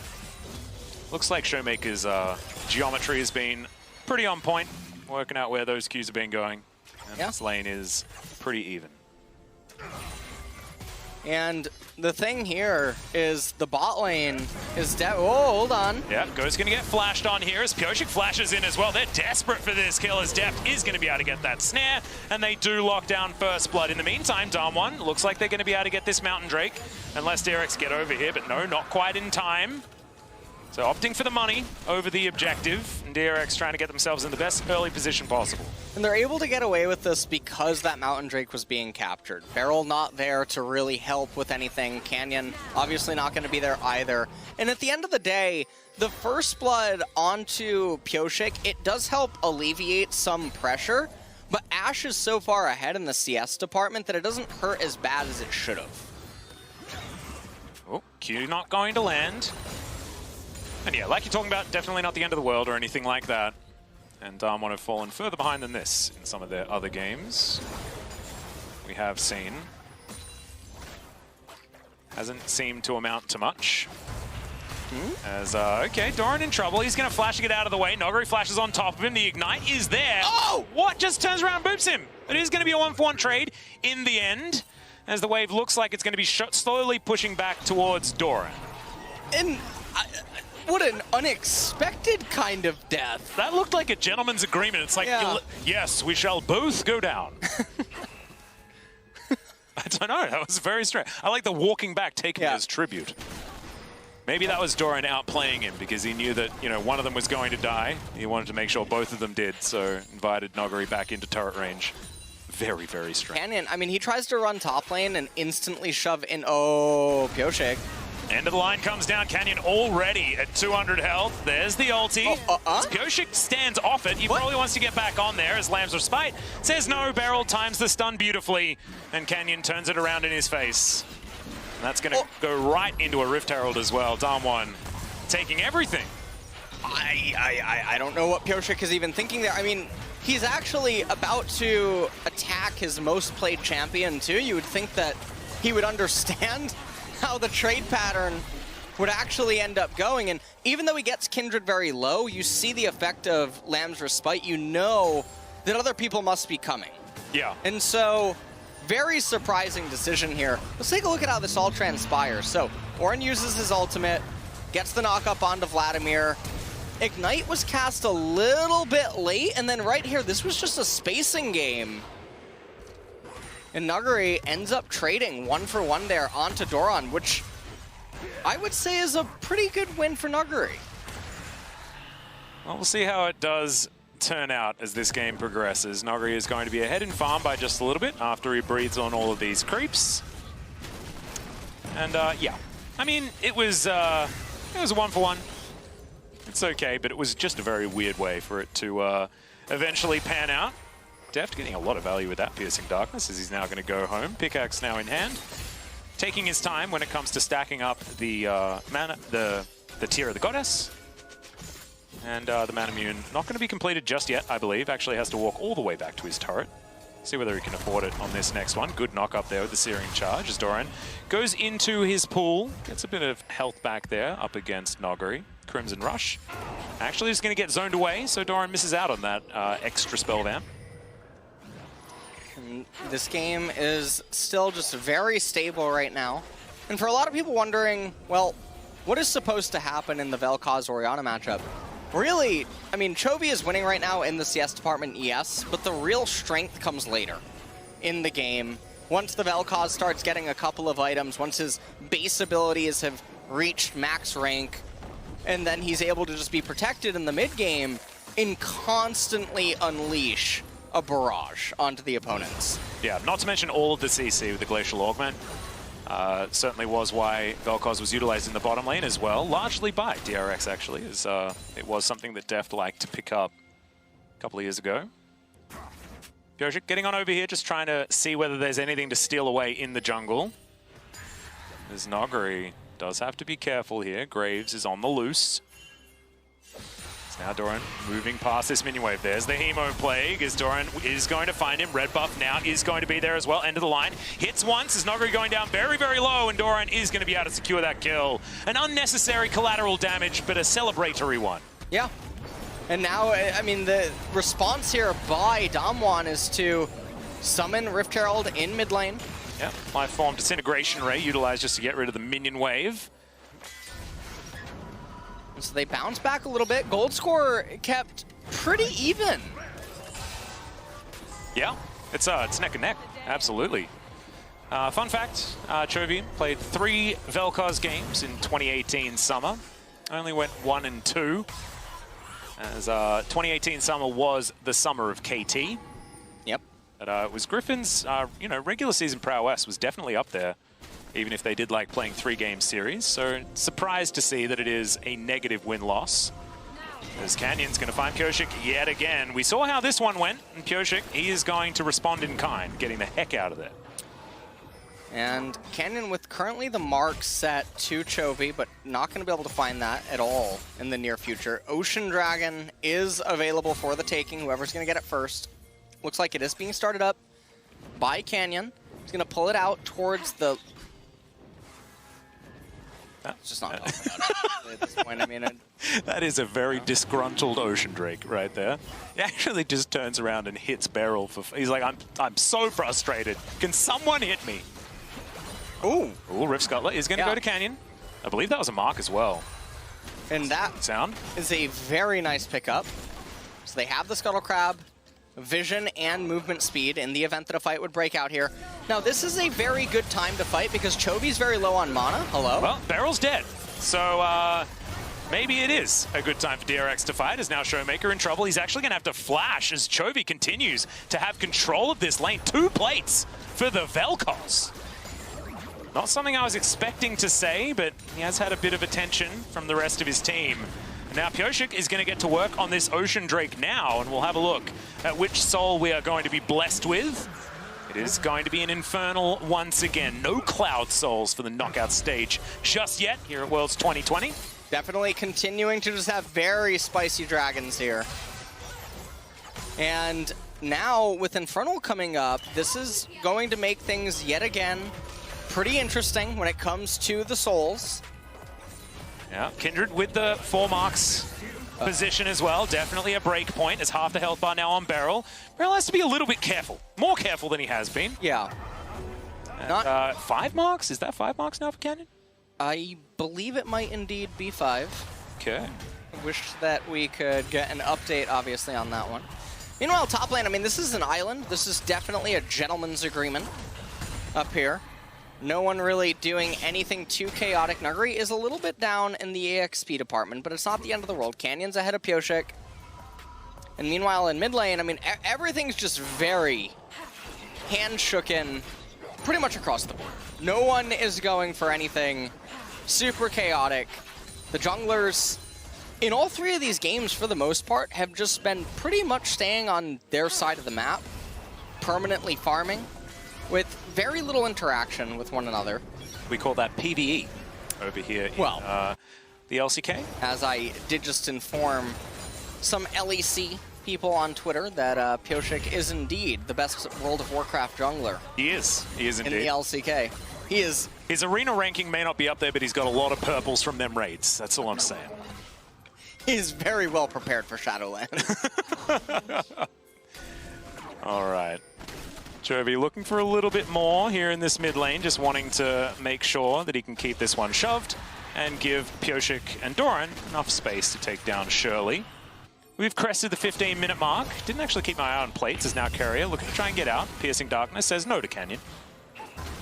But he does have a bit of control here, as you can see Ghost moving down towards the outer turret on the bottom side of the map. No plates to pick up, but they are still looking for that first turret. Try and feed a little bit of gold in. You can see a 30 CS lead for Ghost as well down here bottom side, and a teleport being forced out from Doran actually to keep this tower alive and to keep these teammates still in this one. There's the man drop coming towards the mid lane as Pyosik stays in amongst it. Chovy trying to get himself out of the way. Noguri is going to knock up the Graves, who's out of range of the Vel'Koz. There's a disintegration rate. Beryl gets himself out. But you can see Pyosik was not so lucky, and Noguri grabs that kill for himself. And Nuguri Beryl almost dying right there. Nuguri actually behind enemy lines. He's getting surrounded. There are 4 versus 2 right now. Can the rest of DAMWON actually get in here is the question. They're looking for the stun to land onto Noguri. Seer in charge. Knock up onto 3 as Showmaker gets a 2-man shockwave, and Def just gets obliterated. Now Canyon looking for a little bit more. Carrier gets out of there as Chovy with his Super Soaker, but he's in a water fight, and these guys are using bows and arrows. Still gonna get himself out. Look to replenish all of that mana. In the end, DAMWON actually doing okay in the fight that looked next to lost. Yeah, that definitely was a lot of quick improvising by DAMWON there to make the best of a pretty bad situation. And they managed to get out. Chovy did go during that, so that is probably why Canyon, I guess, went over the wall. Now Doran on the Vladimir, he's 3-1-0 currently up in top lane. He has the call completed. The gold score still very, very, very close between these two parties. Not sure. Ooh. That's a really nice sidestep there from Doran to start this one up. Proto Belt used as well. Remember, he's still sitting on the pool. This is a very difficult dive. Yeah, they're not going to be able to make it work, especially not without a minion wave. So Vladimir still pretty safe. Still has his flash. Yeah. Thangwon Pool's going to be up pretty soon too. Not totally sure what they were anticipating to happen there.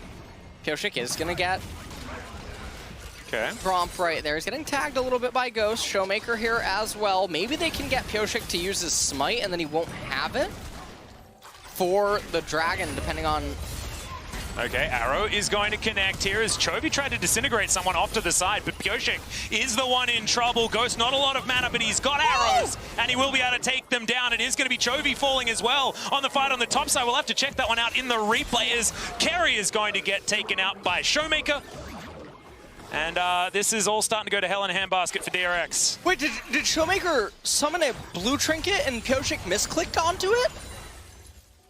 Not entirely sure. I think that's what happened. Well, Doran's trying to save this game right now. Has to flash to get himself out of the way, though, and isn't going to be able to take any kills. Does soften up the members of DAMWON, but that's about all he can claim.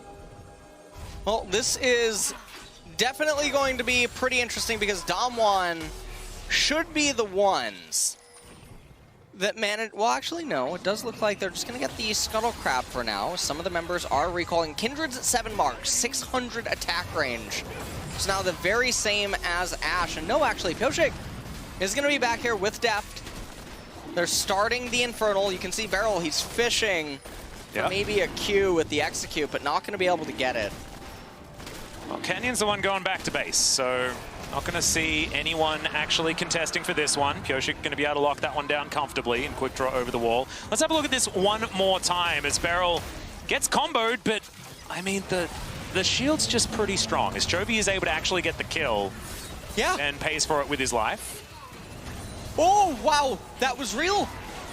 So they summoned a Scryer Orb in the path that Pyosik was clicking towards, and he misclicked onto it, stopping the retreat. So Graves locked up during the animation. That's actually sick, though. Normally, normally this is something that marksman players can do in later stages of the game. Shockwave, Doran not able to press his pull button, and that is going to be him taken down. Did do a bit of damage, as you can see, as Ghost now might be in trouble. Beryl comes down. That's an immediate cleanse of the arrow, as Beryl isn't going to be able to find too much damage there with the Q. And just a bit of damage traded back, but DAMWON definitely winning out on that front. Well, game is definitely having a lot of chaos, and this kind of chaos is what Vel'Koz hates. Yeah. Hates the not stable gameplay where action's happening all over the map and he can't really do anything, because one of the things that he's very weak to is very spread out things, 1-3-1s and things of that nature unfolding. And Pyosik and Carrier, the two rookies of DRX, might be in a bit of trouble here. Glacial Fissure pretty nicely avoided by DAMWON as Deft trying to come over. Dawning Shadow is way too late, though. Good knock-up lands onto the Graves. Deft trying to take matters into his own hands as Canyon down very, very low. Chovy does a lot of damage, but Senna's just by herself. And DAMWON are picking DRX apart. And DAMWON are just capitalizing on every slight map error that DRX is making inside of this game. And there's not really too much to say. Pyosik and Keria, they are definitely, they're buddies. They run around and just get killed. Yeah. Oh man, it's like watching a hunter. It was not the greatest of positions to be in for the two youngsters of DRX. Well, DAMWON, 2.5 minutes until another Infernal is going to be coming up. And Pyosik is just, he's very far behind in this game relative to where he could have been at. Ooh, another arrow. Yep, it looks like they're going to be able to pick this one up as Carrier does get himself into a safer position, and Beryl's the one now in trouble. Deft grabs that kill. Another disintegration rate gets the flash out of Showmaker. Now Noguri up to the side. Ornhorn not off cooldown just yet, as Shockwave is going to be up, so Showmaker does have an opportunity to turn a fight around, but it is a 4 versus 5, and DRX are continuing to push further forward. Control ward, trying to get control here. Showmaker throws his own ultimate back. Canyon grabs the kill in the end. Hemo Blade goes down, but I don't think it's going to be enough. Just Canyon going to be tagged with that one. Another fight in the other front as Noguri looks impossible to damage. Deft getting back into a decent position though, and you can see Showmaker, he dealt with the Vampire, and now Pyoshik 1 versus 3. Here's the ram, but it's going to miss. The man drop from Beryl just to close the gap as he flashes on top of Pyoshik. And now DAMWON once again turning a fight on its head and now looking for a Baron. And it looks like they're going to be able to get the Baron. This is going to persist into the Infernal Dragon, so they'll probably pick that one up as well. Ornn might ding 14 off of this, and that means that ornaments are going to start getting ready to be bestowed to his teammates. And yeah, he does ding 14. Let's take a look at this. So this was pretty awkward for Chovy. He didn't know about Showmaker, I don't believe, to the north. And so he was trying to play a little bit of a foot dance there with Canyon, but not quite able to do it. Ends up getting clipped. He goes down, and DRX just being way too overly aggressive in this fight. Nuguri flashes forward to try to speed up the animation, perhaps anticipating that Deft was then going to try to flash in response. And so by flashing forward to make everything come out faster, it could mess with Deft's muscle memory. Yeah, Deft did actually flash it, so kudos to him there, but still wasn't enough to get anywhere near a victory in that team fight. And Might of the Ruined King, like you were talking about, going to be the first ornament bestowed. And Ghost, I tell you what, he's had a pretty good series. This is a matchup that Ghost has always struggled in the history of the LCK, but summer of 2020 feels like the time of the Ghost. Oh, it definitely at Deft's does. number. And you know, this is his month, Alice. It's Halloween. Hey, that's true. This is. Ooh, the finals are on Halloween. Well, DAMWON are there. Oh man, well they are. Check the script. No, I told you, I'm not looking at the script. You peeked at it, and you weren't allowed to. As avoided by listing lazily to the left. And okay, Doran feels like he might have found something here. Tides of Blood to do a bit of work, but has to use the pull. Actually avoids the arrow with it as the flash out of the shockwave. But now Showmaker's the one on the attack. Brambleback gets a little bit frustrated, but you can see he's now just chilling. So this 1v1, I don't know whether it's really going to work, as the Crimson Rush comes in eventually. Gets it onto Ghost there. The Tides of Blood coming forward, looking for another Q. Does not get it. In the meantime, Deft is going to be taken down in another skirmish. It's a pretty good ultimate out of Canyon there, and that's going to mean that Pyoshik can't make things work. Chovy, can he be to the rescue? Nice knock-up onto Beryl as Canyon looks for it. Carrier taking a lot of damage. One more auto will land, and that will take down the Braum. That's the ace for DAMWON. It looked messy, but in the end, that's a 5-0. Well, this is going to be DAMWON marching up mid lane, and the game was just constantly scattered without any sense of stability on the side of DRX, and that's what their comp should have been all about, is maintaining control, letting Chovy in Deft carry everything from afar while having Vladimir go the distance, but they were so overeager at every point, and DAMWON happily clapped them. Exactly right. That's going to be another three-man knock-up from Noguri. This Nexus very soon to go down, and DAMWON looking absolutely unstoppable in this first quarterfinal. 3-0 as many predicted, but I think the assuredness of this win from DAMWON is going to be striking fear into G2 and Gen G. Yeah, I think this is a very scary team to go up against, even though the games were very stable, with the third one being the most exception to that rule. DAMWON clearly showed in game number 3 that they're willing to tango if people do want to get aggressive, but at the same time, they're fine to just scale up and then take their opportunistic fights that they were actually so known for in LCK. Yeah, exactly right. And it is a bit of a sad day as well. I mean, I'm sure DAMWON didn't want to be eliminating another LCK team in their first playoffs match here at Worlds for 2020. But that's just how the cookie crumbles. And unfortunately, if you want to be the best, you have to beat everyone else. So it doesn't really matter. As DRX still need to hold their heads high. I don't think a lot of people had too many high hopes for this team, looking inconsistent towards the end of 2020. Their groups run was much better than I expected personally. Absolutely. And they have 2 young rookies as well who do want to prove themselves here on this world stage. And I think they did in the group stage, even if they couldn't come up against the might of DAMWON successfully the second time of asking. Yeah, and I think that DRX, they really went the distance this year. They came in with the rookies, like you're mentioning, and they really showed up. Keria, a lot of people consider to be one of the best supports in the entire world, if not the best from the LCK. Beryl obviously up there as well. They collided here today, and it was a good run. Yeah. Obviously not what they were probably hoping for when they rolled DAMWON, but it happens. Yeah, exactly. You know, sometimes luck's on your side, and it isn't really when it comes to coming up against DAMWON. But let's check out DAMWON's Mercedes drive to victory. This was the skirmish in the river at about 18 minutes into this game. And honestly, it felt like chaos, but DAMWON were just better. Yeah.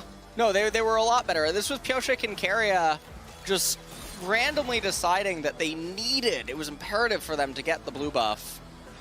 And they ended up just getting caught and both dying for it. And they did this several times together throughout the course of the game. This really felt like that GIF of, is it Childish Gambino when he comes in with the pizza boxes and the house is on fire? That's Chovy. Yep. That is, there was no way to stabilize this game so Vel'Koz could do what he was picked to do. And it really just made no sense. In isolation, actually, Chovy did okay, but I do want to talk about Showmaker. I feel like Showmaker was the one that was really enabled in this series and has finally showed up to the world stage in the way that we want to see him. But, ladies and gentlemen, our Worlds 2020 coverage continues after this as our experts are ready to tell you more about DAMWON's win.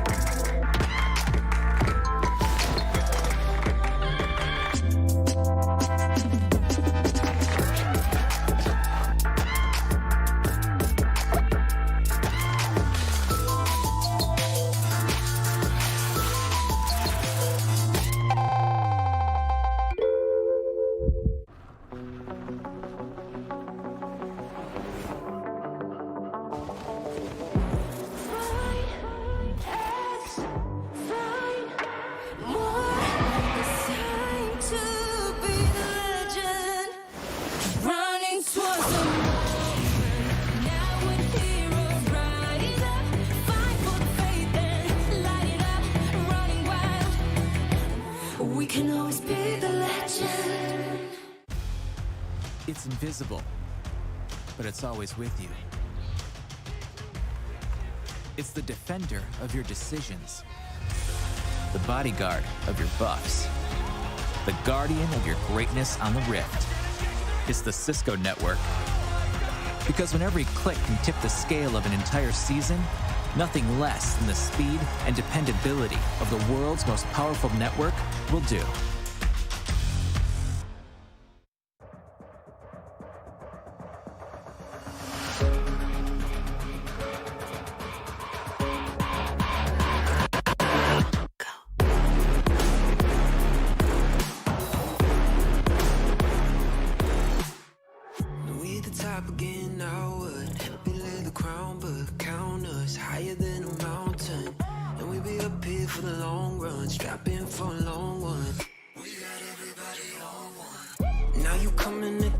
So you better not miss. And we only get stronger with everything I carry up on my back. You should paint it up with a target. Why would you dare me to do it again? Come get your spoiler, but we're taking over. We're taking over. Hey, look at you calling my name, you ought to know by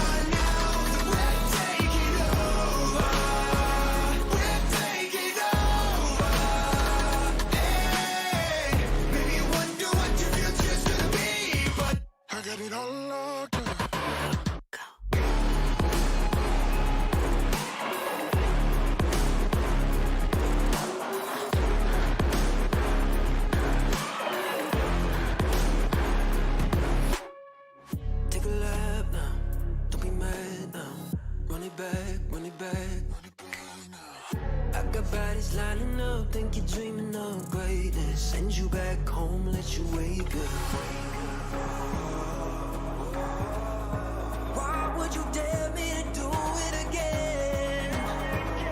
Come and get your spoiler out the head. We're taking over. We're taking over.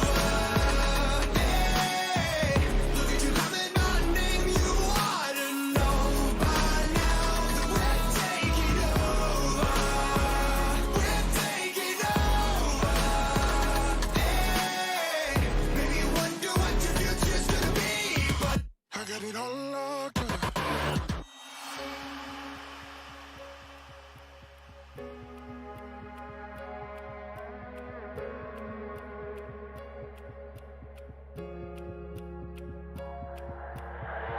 在以后，除了说傻子，还有其他吗？我左右，键盘噼啪着，时间滴答着，还不够。你的固执让我来守候，哪怕太迟也不想以后。就在这时放肆的挑逗。I got the heart of a lion, I know the harder you climb, the harder you fall. I'm at the top of the mountain, too many bodies to count. I've been through it all. I had to weather the storm to get to the level I'm on. That's how the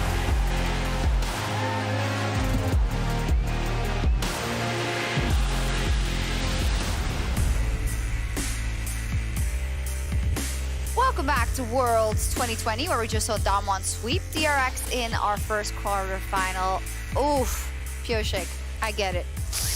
I would feel bad after that too, because for DRX, when you look at it, it's just kind of, they went through this. Deja vu. A while ago, right? And they then go through the group stage. They get a top esports in their group. They actually show improvement throughout that, and then get drawn into DAMWON and have to play it again. And I think for many of us, we expected more out of DRX.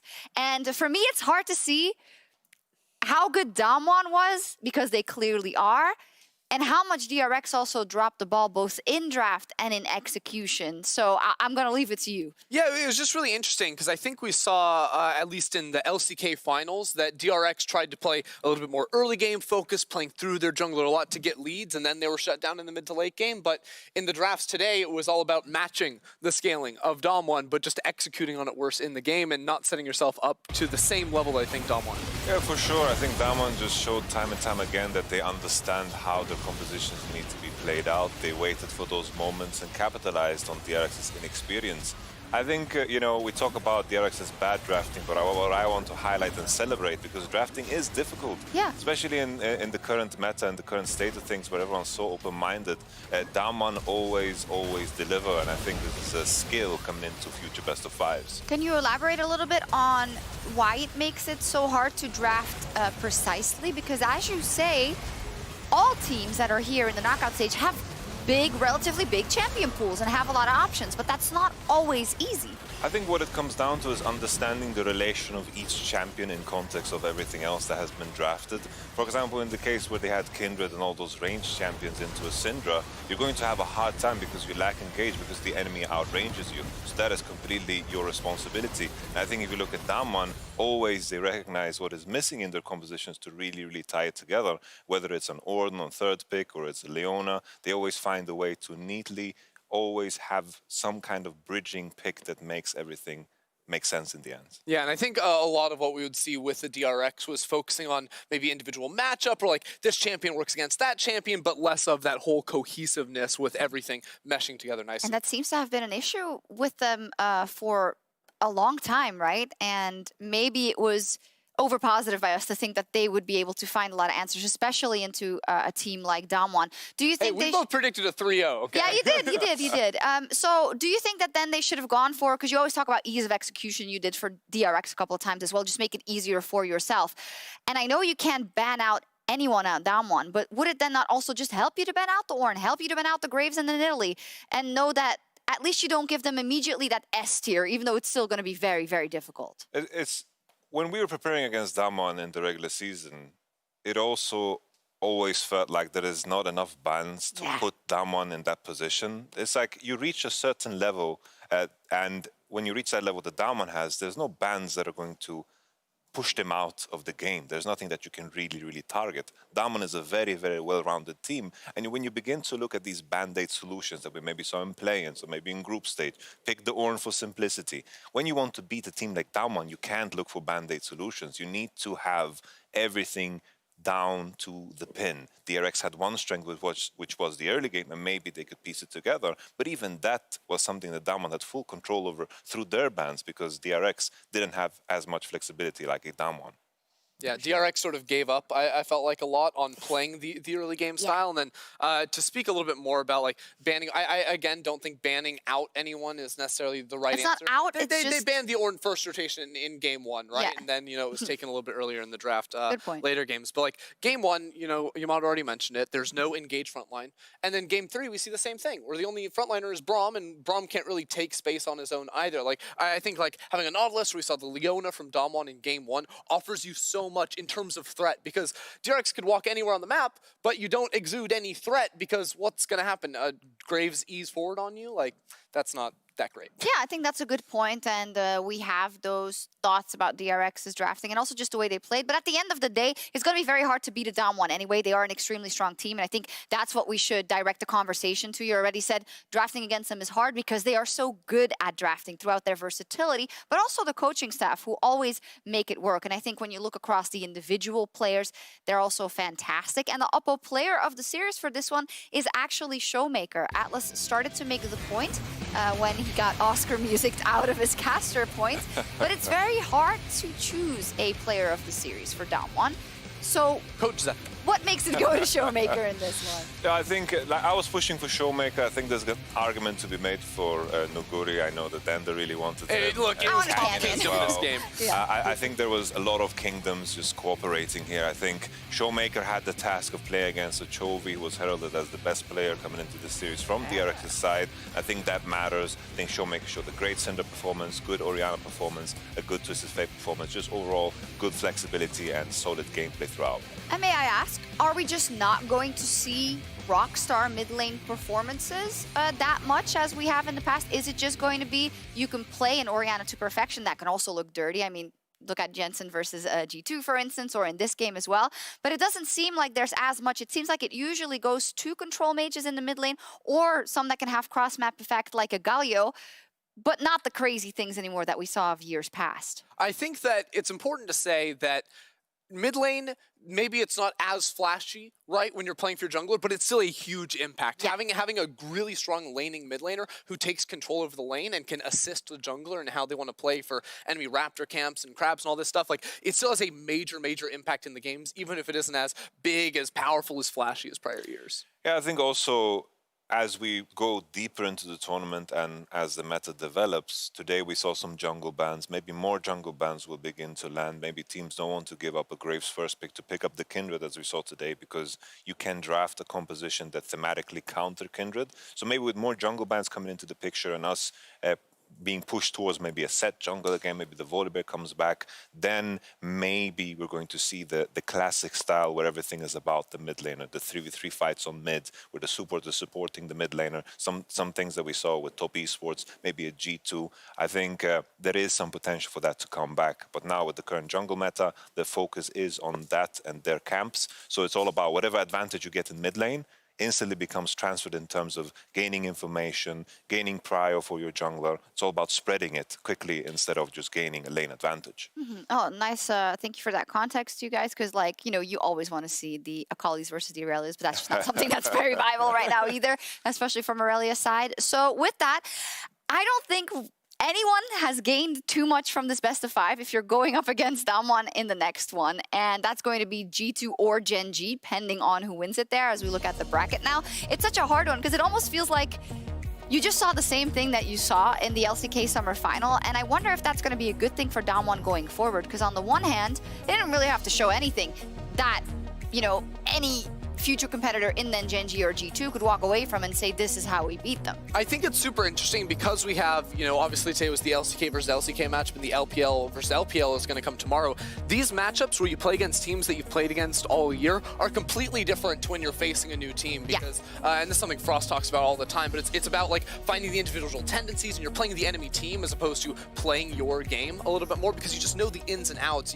You know what the enemy jungler is doing in Fog of War, even if you can't see him. It's these types of things that you really get a read on. So I feel like we didn't see a lot because DAMWON were the better team and DRX didn't really challenge them, but this team is still incredibly strong going forward. Yeah, for sure. I agree completely with the notion that DAMWON facing off against DRX is a matchup that they know each other so much, and they played 18 games already this year. Yeah. So that's something that they've figured out and mapped out. So there's no need to really show anything else. The question is, how is DAMWON going to, function against, for example, European team? Like if they face off against Gen.G, we might have just a similar The story same once thing, again. yeah. And then maybe in the final, an LPL team or maybe Fnatic, who knows? I'm not making predictions here. Just to talk about, the context of DAMWON, I guess the question is how are they going to be handling with the curveballs that might come from different regions?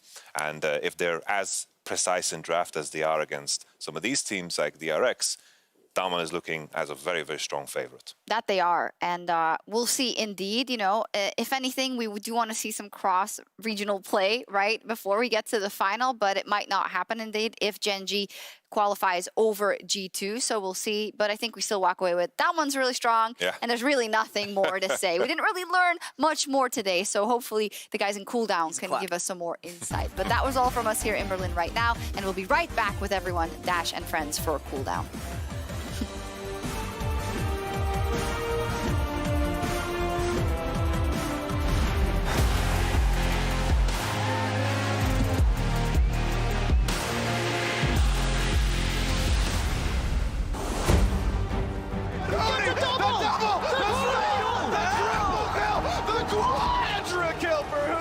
For me, this is what literally made the name of Huni an international play. And that is the miracle play that keeps CLG alive. This was a magical moment to show that finally North America can actually strike against the world's best, actually take games, and actually go far in tournament.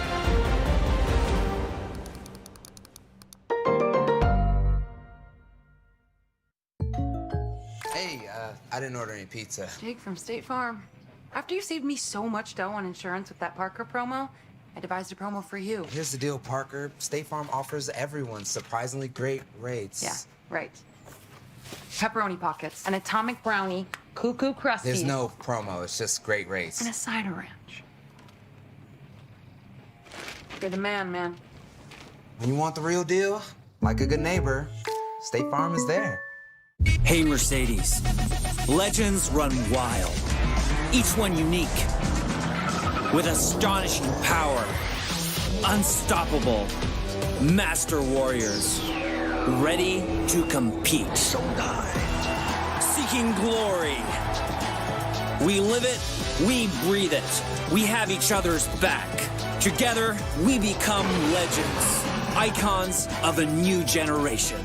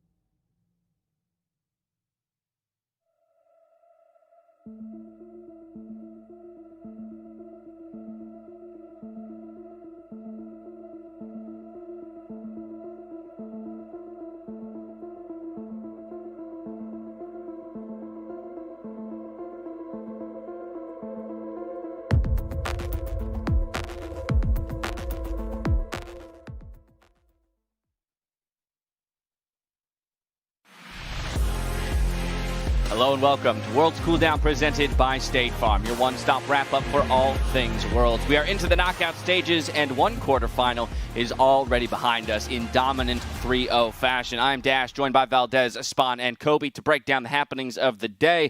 Valdez, I'm coming straight to you because DAMWON Gaming, a dominant victory, very reminiscent of a recent series over there in the LCKs, as some might recall. Yeah, the thing is on the pre-show, Shox asked me, what have been the developments from the end of summer to Worlds? And I thought to myself, and it was pretty much that DAMWON just continued to be really great.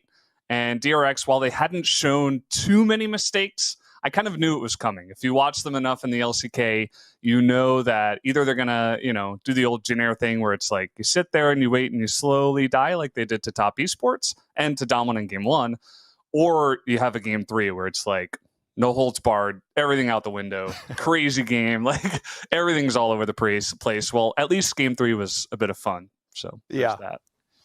And I really do feel like when you watch these two teams play, that DAMWON just cover DRX's strengths insanely well. And they have similar objectives on the map. So when you cover someone's strengths, but then have different strengths of your own and different members that can perform and pop off in the way that, you have a look at people like Showmaker or Noguri, it really does just make you nervous for how the series is going to play out, because you have to play at such an elite level as DRX across the board to be able to take down this DAMWON lineup, and to be able to do that in a best of 5, well, that seems like an ask too big at the moment. Yeah, and I feel like I was kind of disappointed because I wanted DRX to reach more for some versatility. Because to Brendan's point, I went back and I watched in preparation for this best of series, the last game of the LCK finals. The one where he gets a quadra kill at the dragon and steals the dragon, and at 16 minutes you're just like, okay, well, you've been done in. I wanted DRX to really try and push it harder, go for level 1s.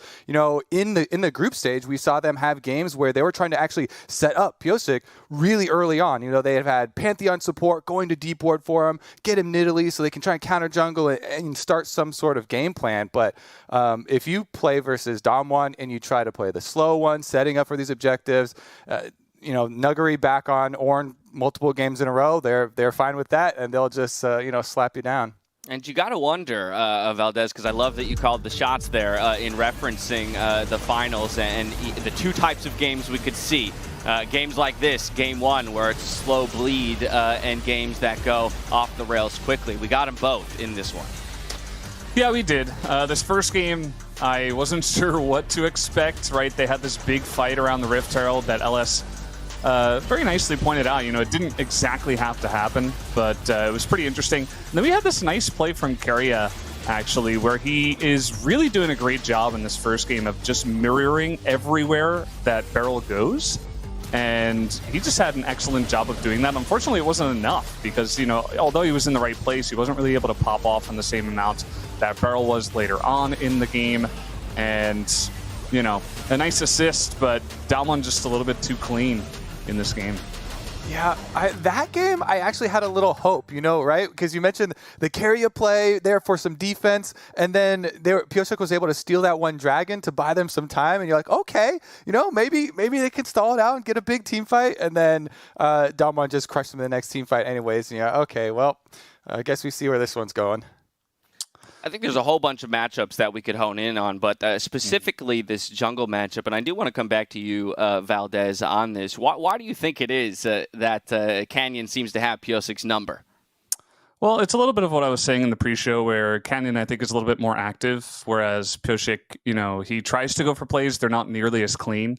Pyosik, in this series, he did suffer a little bit because his lanes, to be fair, right? Game 1, it was a pretty much a stomp right from the get-go that ended up starting from Ghost and Beryl. And then for the rest of the games, Nuguri was just always seemingly ahead of Doran, no matter what the matchup was. And by ahead, I don't mean, getting solo kills and doing this and that, but he's putting on pressure. Even if he's in like a tank versus a carry matchup like the Jace, he's still doing a really good job staying alive up there and always seems to be in the right place at the right time for ganks. And Pyosik was just never really able to get nearly as much done as Canyon. And I think, honestly, it just comes down to a bit of skill difference. I think Canyon is just right now a much better player. He's one of the players alongside of Beryl that after the mid-season cup against China, where he just skyrocketed in skill. Whereas Pyosik, he was always really good. He's quite good, but he didn't really have that skyrocket in performance that Canyon had. And I think for sure Canyon is just one of the best junglers right now. And Pyosik really struggled the entire series to try to catch up to him at all. Spawn. However, the big thing that impressed me kind of about how DAMWON attacked the jungle, and I'm sure Kobe wants to jump in here as well, is like, if you watch that first game back, first Scuttle Crab spawn is like, you have Pyosik actually pathing down towards a Caitlyn Lulu lane that has to burn double summoner spells at literally level 2. Like, that means your Scuttle Crab bottom side's gone. Then you path back top. It should be a double Scuttle Crab game, while the Ornn cheats off top lane and helps out, Canyon again, and Nuguri just willing to sacrifice himself to be able to get it ahead. Actually, it was a Cannon, not an Ornn, but this is just really great jungling as a team for the overall DAMWON lineup, and I feel like it bleeds into their neutral objectives as well. Like, they're able to actually play for river control early. Like, they're willing to push unorthodox lane. They'll go through bottom lane often to approach dragons. We saw in this game, actually, they approached Herald through a top lane push and then were able to collapse down from both blue buff and top side, and it just creates such unique angles and different looks that, probably you're not used to seeing out of other elite teams. I wonder what that number would be if we add Scuttle Crab to the graphic just below us. But Kobe, do you want to hop in here on the Jungle Point neutral objectives? Yeah, I mean, I just wanted to call back to the very beginning of the day, where DRX fans still had hope. And Brendan did a good job of setting up the jungle matchup. He's like, you know what? This is classic herbivore versus carnivore jungle matchup. And I was like, in group stage, we got to see a little of the carnivore from Pyosik. And I was like, what? That's why I keep talking about setup. And I wanted to see, some of the level 1 strategies or some different champion selects to try and get that aggressive look out. But Canyon just made a full herbivore out of him this time around. And it wasn't just Canyon. As Spawn is mentioning, one of the things Canyon does so well is playing off of the lanes that earn those advantages for him, and then it makes it look really devastating. Yeah, coming back to one of your original points there, Valdez, this is a gold graph that understanding team comps can play into, who would have the advantage at a certain point. But if we're near even beyond that 25-minute mark in a matchup between DAMWON and DRX, the game is almost always certainly going to DAMWON at that point. Yeah, I mean, just, Ellis did a pretty good job of noting some of the scaling that DRX had in their comp, right? The Orianna and the Caitlyn, and some support there alongside of it. But at the end of the day, DAMWON just straight up outplayed them. Like, it was like this slow suffocating effect, like we used to see out of old SKT, where it's like they would get ahead and they would never let go of a lead. And it doesn't really matter what happens. DAMWON is kind of like the same in that feeling, especially in some of those games where even if it looks close, it doesn't feel close because DAMWON is just so good. It made me think of playing games when I was younger versus my little brother. And I got to be DAMWON, and he was always DRX. And I was like, there's nothing that you can do in any of the games that we play, and you know it. Yeah. Oh, Lord. Yeah. Okay, that's bringing me back to my games against my brother as well. It was probably shorter-lived for me, though, my dominance over my brother. Today's State Farm Assist of the Day, though, it's going to go to DRX's, or not DRX, it's going to go to DRX's carrier, rather, for his defensive Doran in the top lane dive. And Valdez, through the highlights, you called it out, but now let's hone in on it a little bit more. Yeah, basically, we always expect Beryl to be ahead of the play. He is the biggest roaming support, and I know we've got Lumao in the tournament, but man, Beryl has really stepped it up in that facet. But Keria, this was not even the first time. He is here right at the right moment, gets there to make sure Doran does not die, and also gets the wild growth with the double knockup, keeps them under the turret, even baits Beryl in for a little bit extra there. And it's at that moment where you're like, maybe Keria's done his study. He's He's following Beryl around the map. He could turn the tides here. And then even after that play, it's like, wait, but DAMWON are still ahead by like 1,500 gold, and Canyon is in Pyosik's jungle again, and they're like pressuring the bottom turret for some, it's always like they're just seemingly one step ahead at all times. But still, good play from Keria, at least. Yeah, but you really hit it on the head, because what actually happened in that play is I think that's a great play from Keria, right? He matches a roam. But for some reason, you saw like the Deft ultimate come onto screen. Like, why the heck is Deft top lane as well? Like, what's he doing up there? Like, why are they committing so many resources like to actually shutting down this roam when the Jin's just sitting bottom lane, as Valdez said, whacking the turret and like gaining priority, costing 6 creeps, moving up river, being able to pressure mid lane at the same time. Like, I do feel like that's a great reactionary play, and a lot of cis sometimes are that way. But I just want to applaud like kind of how proactive Beryl and Canyon are together on the map. They really do push the pace of the game in DAMWON's favor a lot. In some ways, though, Spawn, that feels indicative of what DRX felt needed to happen in order to win or take a game in this series, right? That it was going to have to come from players like their jungler and their support playing the map, as opposed to the solo laners who, on the side of DAMWON, are just dunking left and right on people. Yeah, I mean, I don't want to carry Kobe's analogy to the extreme, right? But this kind of does feel like that, because like you model your game on someone, and it looks like to a certain extent, DRX has modeled their new facet of the game on how DAMWON play the game. So they're playing a similar style of League of Legends, and that is actually the scariest thing, because if you play someone in a sport or in League of Legends the same way, but they're better than you, it actually lowers your chance of winning. Whereas, if this is a team with crazy solo laners, which it is in DAMWON, and you just play purely around bottom lane and bottom lane dives, and, sacking prio on the top side and allowing your top laner to get dove, maybe that 1 in 3 games, you're actually going to be able to create an upset. And I think that is why these games do look so one-sided, because as you said, the gold graph is completely even, but then you look, it's 4 dragons, it's 2 Rift Heralds, and it's a big advantage in the jungle, and DAMWON has just run away with another. Valdez, then Kobe? Yeah, and just to go upon that mirroring styles point, like playing like your older brother, if you will, really the difference came again after the midseason when they got stomped by China. But DAMWON was always the one team in the LCK that seemed, DAMWON and DRX were the 2 teams actually that were willing to play a very aggressive style, a little bit of solo queue-esque, like all over the map, going for dives and crazy stuff, whereas T1 and Gen G were more of the safe old style, the traditional Korean style.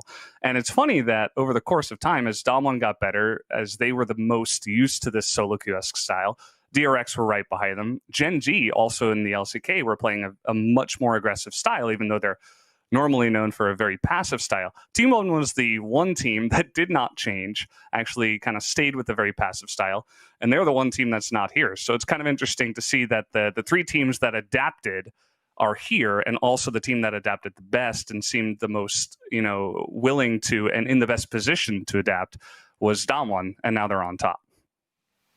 Kobe? Yeah, I just also wanted to add on to that I was sad we didn't get to see DAMWON pushed to show their versatility in this match, because they have so much more, and it feels like they didn't have to show anything, moving towards semifinals now. So their next opponent isn't. Like, we didn't even get to see Nuguri on, solo carries for the top side. They were happy to just kind of hold them at arm's length and say, well, you can't do anything about me on Ornn. You're still not going to be able to do anything when we're on Ornn and we have team fight. Okay, then we won't have to flex our other muscles. And that's what I'm looking forward to. I'm excited to have DAMWON moving on, and I'm excited to see who they're going to go up against next. Yeah, he didn't have to play carry champions to carry. The closest thing to a carry would have been that Kennen pick, and then double Ornns from then on in Spawn. I mean, the response of Jax there in the top lane definitely indicates that perhaps they were looking for their answer out of Doran in the top lane, but it just didn't materialize. Yeah, and I think this was actually the best draft that DRX put together, because we complained about no frontline in game number 1. Really, it's just a full poke comp that can't get area control. This game, you have a side lane to play towards. You have a semi-global ultimate to be able to help out with that in the Galio. Then you have Tahm Kench as well for some additional safety, because picks were being generated the entirety of this. But once again, just credit to Nuguri. And whilst I do agree with all the points that Yamato played, I think that Nuguri, to me, played like the best game across the 3 of them, because he completely shut down this Jax. In fact, the Jax got a couple of kills in one of the team fights and still wasn't able to gain any pressure in the side lane. Now, we've seen 369 and Bin play this champion. You need to play it with a level of reckless abandon, and the ability to be able to punish and push deep is certainly how we expect this pickup to be able to play. But Nuguri just didn't allow Doran any of that freedom around Summoner's Rift. And I think whilst this was a great pick ban, like DAMWON showed that they are good enough to deal with that. And then, you know, even a nerf Philios looked really damn good at this game as it progressed. Yeah, Valdez, as Spawn mentioned, in this game, there were a couple looks and a couple opportunities, it felt like, for DRX and, you know, to wrestle control. We see here in the top lane an executed three-man gank onto Nuguri to finally staunch the bleeding. But again, your assessment here, because if this is their best look, and then it all turns on a single team fight, which we'll see in just a few minutes, I mean, that's a scary thought for DRX. Yeah, I mean, I think Spawn really hit the nail on the head. I think that Doran is, you know, he just doesn't really stand to the test like some of these other top laners can from China. I think if we were seeing a 369 or a Bin on Jax, we would have seen a totally different game.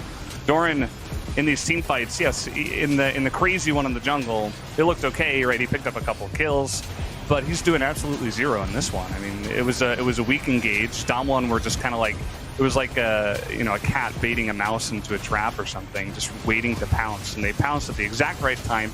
Doran didn't do anything. The Jax, even though it was a bit fed, for the rest of the game, did zero.